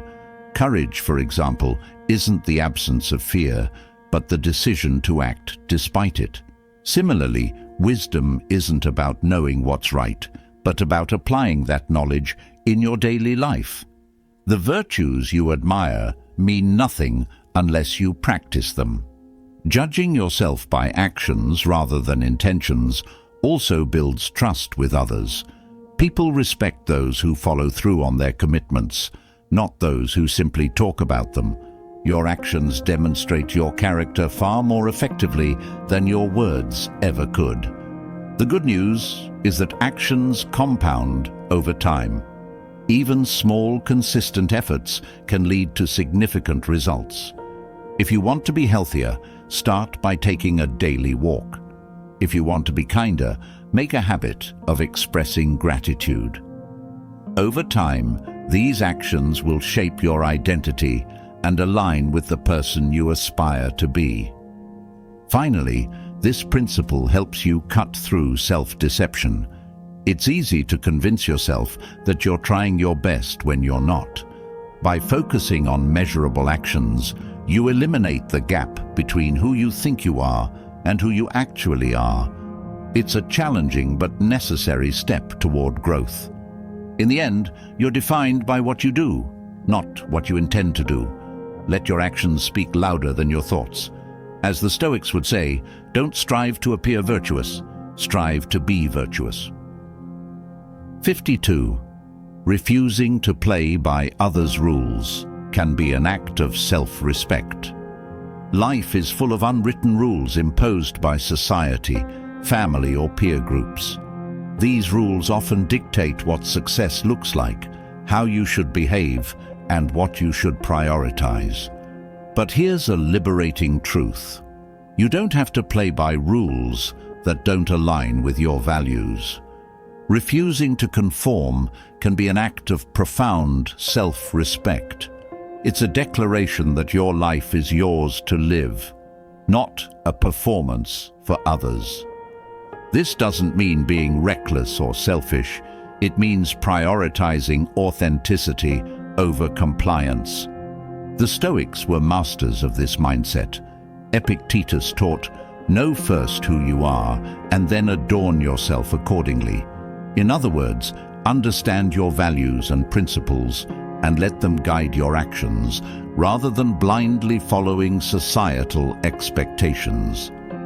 Consider the person who feels pressured to follow a traditional career path because it's what their family expects. They may climb the corporate ladder and achieve outward success, but feel unfulfilled because they ignored their true passions. By playing someone else's game, they've sacrificed their authenticity. Refusing to play by others' rules doesn't mean rejecting all norms or being contrarian for its own sake. It means critically examining the expectations placed on you and deciding whether they serve your values and goals. If they don't, you have the right to walk away. This act of defiance can be uncomfortable. It may invite criticism, judgment, or even ostracism. But the alternative, living a life that isn't truly yours, is far more painful in the long run. Conforming to others' expectations might bring temporary approval, but it often leads to resentment and regret. Breaking free from societal rules requires courage and clarity. It starts with self-awareness. What do you truly value? What kind of life do you want to create?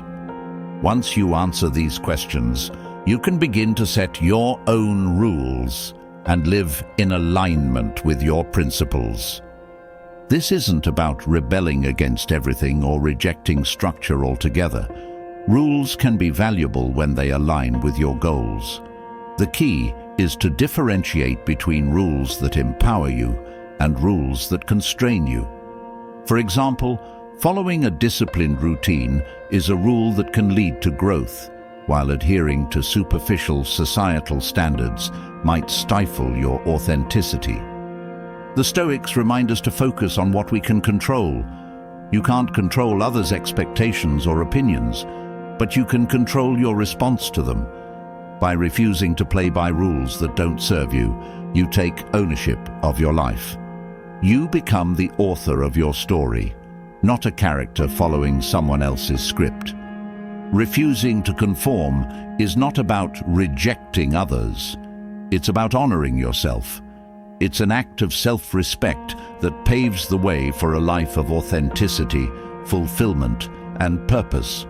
So the next time you feel pressured to play by rules that don't align with your values, remember, your life is yours to live. Choose your own path and walk it with confidence. 53.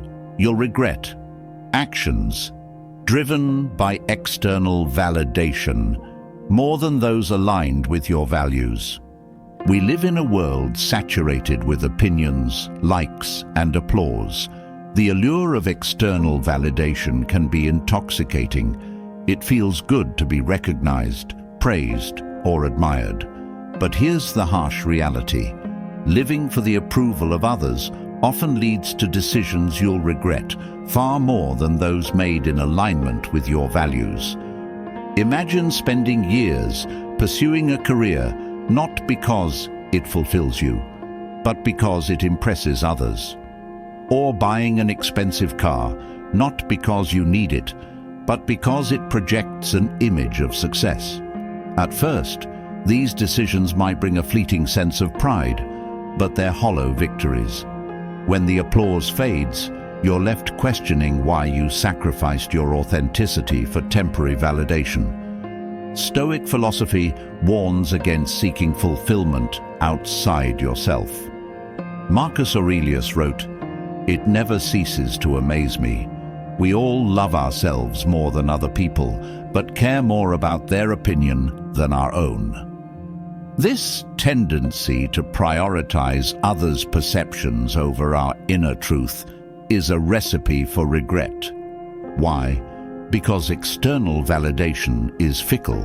What earns applause today might be forgotten or criticized tomorrow. Chasing it forces you to live on a treadmill of approval, constantly seeking the next thing that will impress others. This cycle not only exhausts you, but also distances you from your true self. When your actions are rooted in your values, however, you create a life that feels authentic and fulfilling.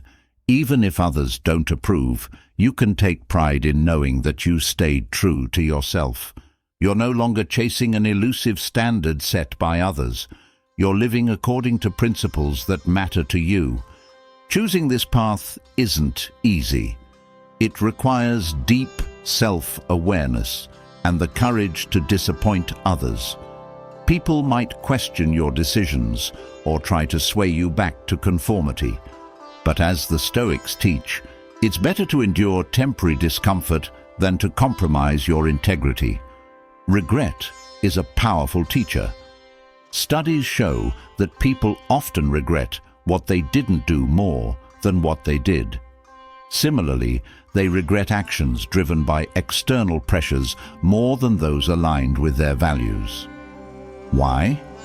Because even if you fail while staying true to yourself, the experience contributes to your growth and sense of self. But if you succeed by betraying your values, the victory feels hollow. The antidote is to regularly evaluate your motivations. Ask yourself, am I doing this because it aligns with my goals and values, or because I want to impress someone else? This simple reflection can help you course correct before you make decisions you'll regret. Living for external validation robs you of authenticity and fulfillment. The applause is fleeting, but the cost of compromising your values is lasting. The next time you're tempted to act for the sake of approval, remember, it's better to live a life that feels true to you than one that simply looks good to others. True freedom lies in making choices that honor your inner truth. 54. Success isn't guaranteed, and the uncertainty makes the journey worthwhile. The idea of guaranteed success is appealing. Who wouldn't want to know that every effort they make will lead to a favorable outcome? But here's the truth: success is never guaranteed, and that's precisely what makes the journey meaningful. If every goal came with certainty, life would lose its thrill. The excitement of a challenge lies in the possibility of failure. The uncertainty forces you to grow, adapt, and push beyond your limits. It's what turns ordinary pursuits into extraordinary adventures. Consider climbing a mountain. If you knew there was no chance of slipping, getting lost, or facing adversity, the climb would feel monotonous. The risk, the unknown, and the struggle make reaching the summit an achievement worth savoring. Success feels valuable precisely because it's not handed to you, it's earned. The Stoics understood this well. They embraced the unpredictability of life, seeing it as a test of character. Seneca wrote, "The whole future lies in uncertainty. Live immediately." Rather than fearing the unknown, they focused on what they could control: their effort, mindset, and resilience. Uncertainty also teaches humility. When success isn't guaranteed, you're forced to confront your limitations and learn from setbacks. This process builds character in a way that guaranteed outcomes never could. It's through failure and adaptation that you discover your true potential. Moreover, uncertainty keeps you grounded in the present.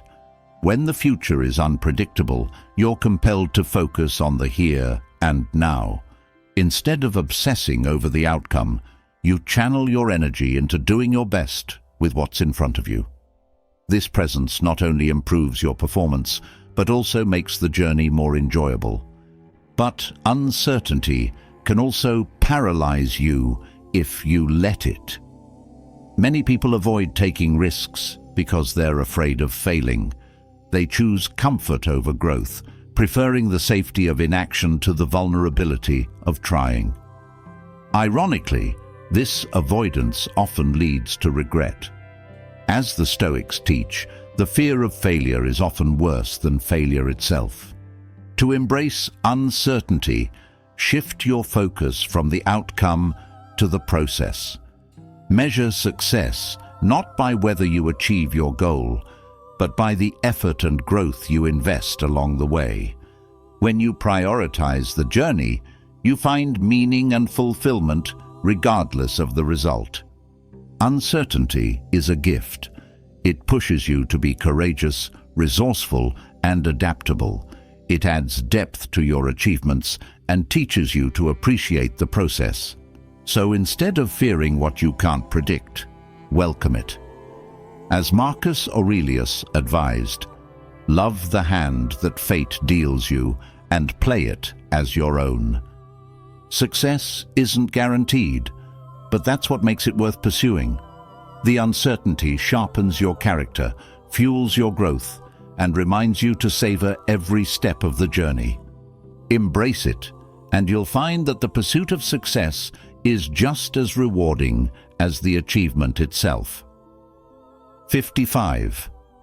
Complaining about unearned results is futile. In life, it's easy to fall into the trap of lamenting over outcomes we didn't achieve. Why didn't I get that promotion? Or why is success so elusive for me?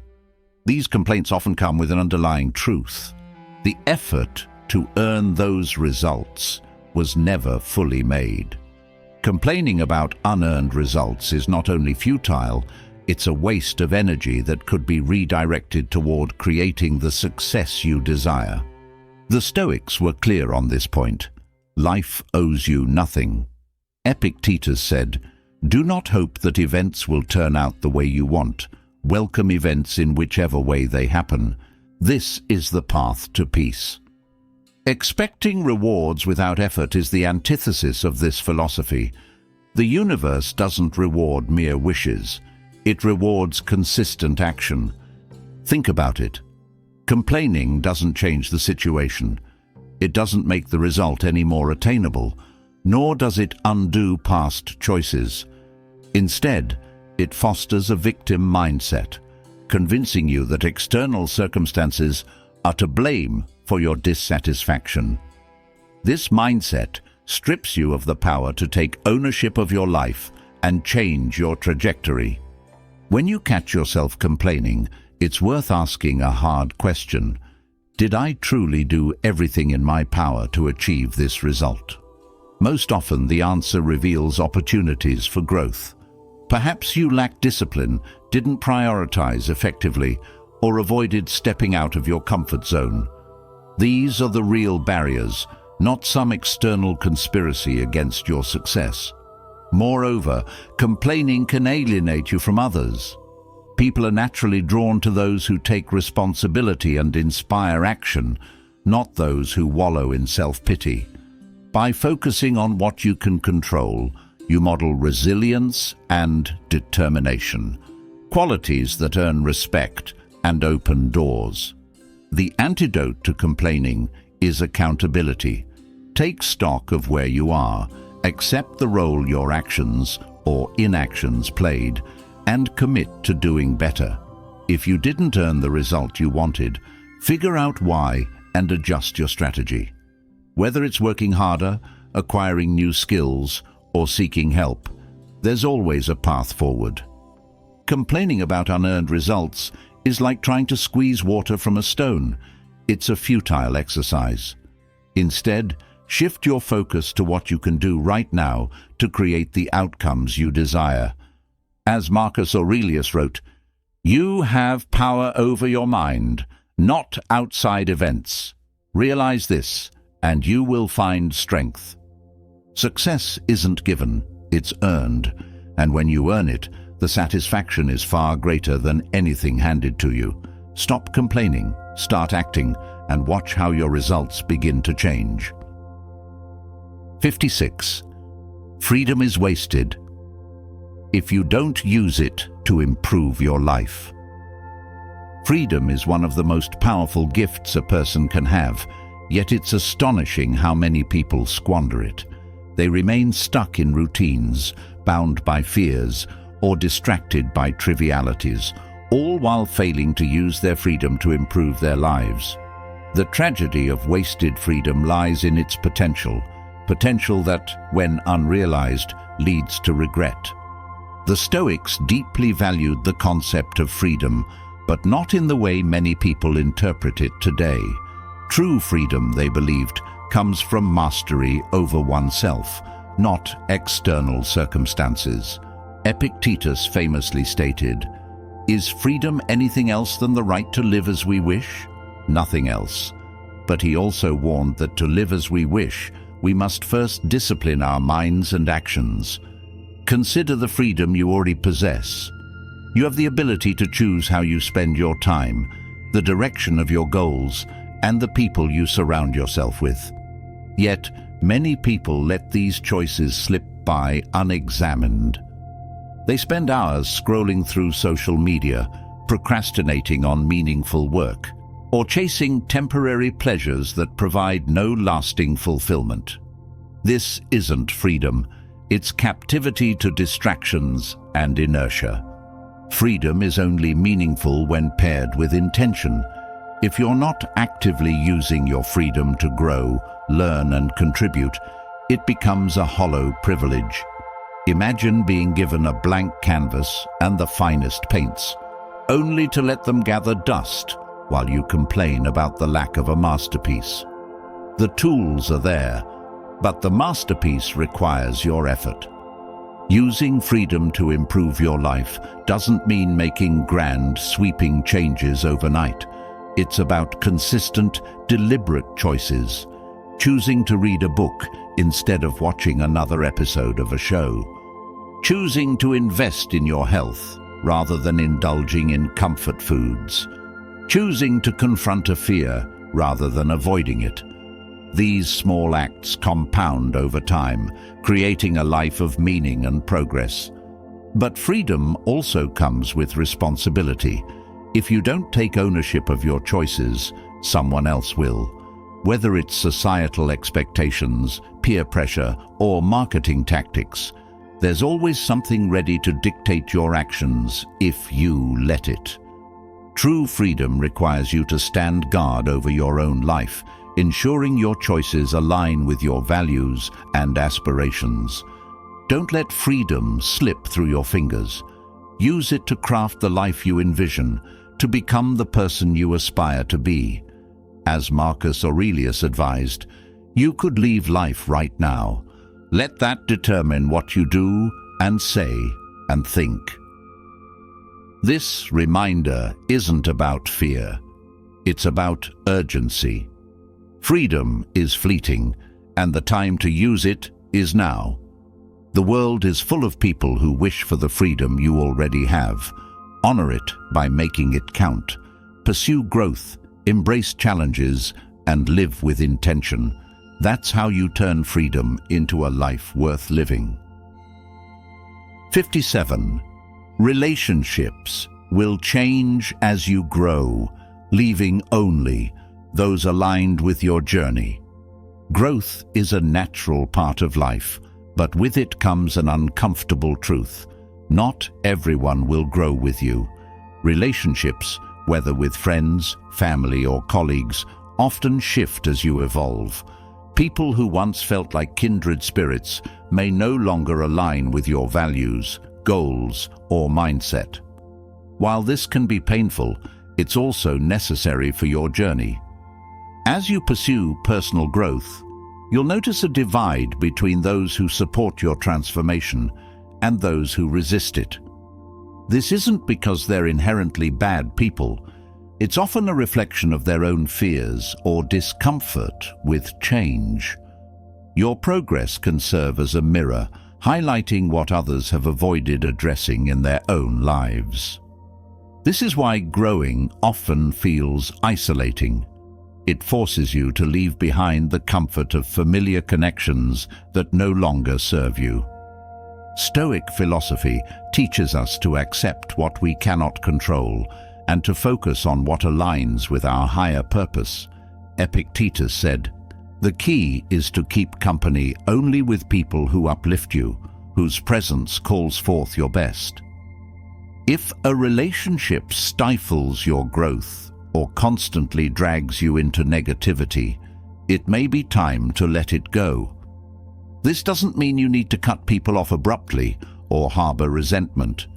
Growth can happen with grace. Communicate openly and compassionately, but also recognize when a relationship has reached its natural conclusion. Letting go isn't about rejecting others. It's about embracing your path and making space for those who truly align with it. As you grow, you'll attract new relationships, ones based on mutual respect, shared values, and a deep understanding of each other's journeys. These connections often feel effortless because they stem from authenticity rather than obligation. The people who remain or enter your life during periods of transformation are often the ones meant to walk with you for the long haul. It's also important to remember that some relationships may evolve rather than end. People who initially seem resistant to your growth may eventually be inspired by it. Your courage to change can encourage others to re-evaluate their own paths. But this isn't something you can force. It must happen on their terms and timeline. Ultimately, relationships are dynamic. They shift and change as you do. Clinging to outdated connections out of guilt or nostalgia will only hold you back. Instead, trust that as you grow, the right people will come into your life, and the wrong ones will naturally fade away. This isn't a failure. It's an essential part of becoming who you're meant to be. As Marcus Aurelius wisely stated, "If it is not right, do not do it. If it is not true, do not say it." Apply this to your relationships. If a connection no longer feels right or true to your journey, honor yourself by moving forward. Growth isn't easy, but it's worth the discomfort when it leads to deeper, more meaningful connections. 58. Most people misunderstand work because they view it as pain rather than fulfillment. Work is often seen as a necessary evil, something to endure until the weekend or retirement. This mindset, however, is a misunderstanding of what work truly represents. When viewed through the lens of fulfillment rather than pain, work becomes a source of purpose, growth, and even joy. The Stoics believed in the virtue of labor and the value of contributing to the greater good. Marcus Aurelius wrote, "At dawn, when you have trouble getting out of bed, tell yourself, 'I have to go to work as a human being. What do I have to complain of if I'm going to do what I was born for?'" This perspective shifts work from a burden to a privilege, emphasizing its role in human flourishing. The problem arises when people see work solely as a means to an end, a paycheck, a promotion, or societal approval. This narrow view reduces work to a transactional activity, stripping it of its deeper meaning. When work is tied solely to external rewards, it becomes easy to resent or avoid. The key to fulfillment lies in finding intrinsic value in the act of working itself.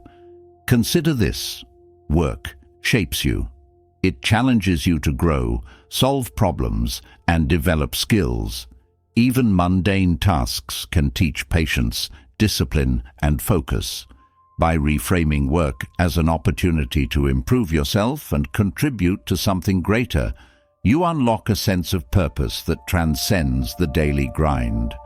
Of course, not all work feels fulfilling, especially when misaligned with your values or goals. In these cases, it's important to ask, what about this work can serve my growth? Even jobs you dislike can teach resilience, resourcefulness, or clarify what you truly want in your career. Instead of resisting, lean into the lessons each experience offers. Another common misconception about work is the idea that it should always be enjoyable. While passion is important, it's unrealistic to expect constant excitement. True fulfillment often comes from overcoming challenges and persisting through difficulties. The pride and satisfaction you feel after completing a hard task are far more rewarding than the fleeting pleasure of avoiding it. To shift your mindset, focus on the process rather than the outcome. Find ways to connect your daily efforts to a larger purpose.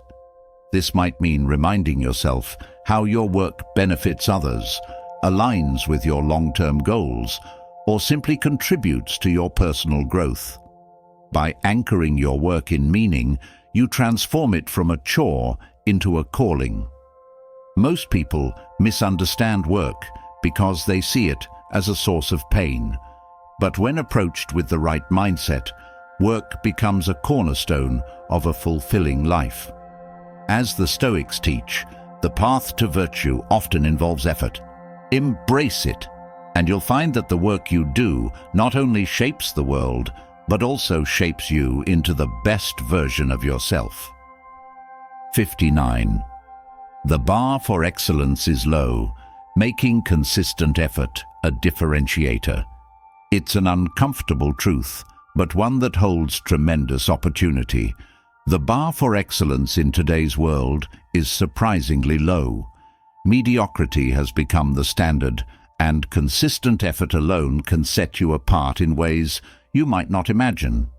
If you're willing to do the work, reliably and with discipline, you'll find yourself standing out in a sea of average.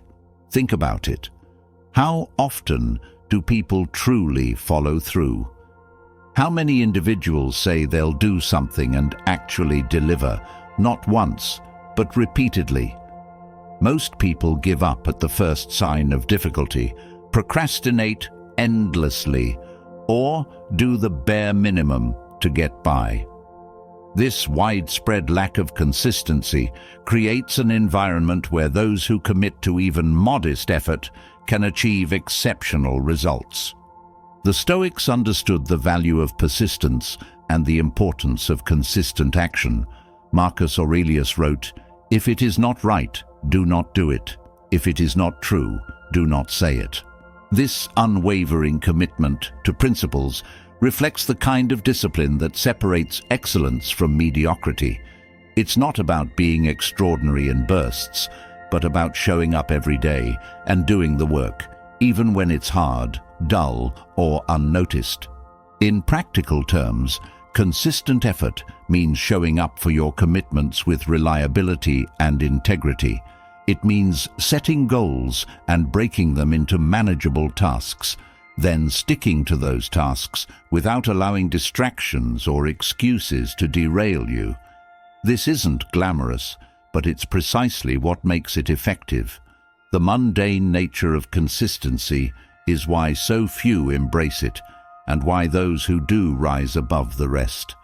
Imagine you're learning a new skill, like playing the guitar or mastering a foreign language. Many people start enthusiastically, only to abandon their efforts when progress feels slow or difficult.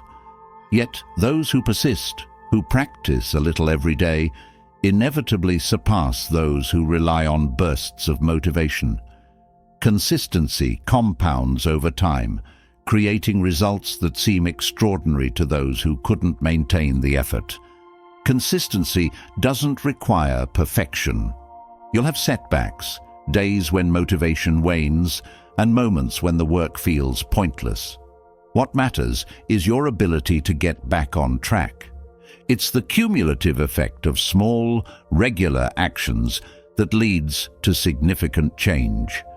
The gym goer who lifts weights 3 times a week for years will be far stronger than the one who sporadically works out with high intensity but lacks commitment. This principle extends beyond personal growth. In relationships, careers, and creative pursuits, showing up consistently builds trust, skill, and credibility. The employee who reliably meets deadlines and delivers quality work will often outshine the more talented but inconsistent peer. The friend who shows up when needed, time and again, becomes a pillar in their social circle. Why is the bar for excellence so low? In today's world, distractions are everywhere.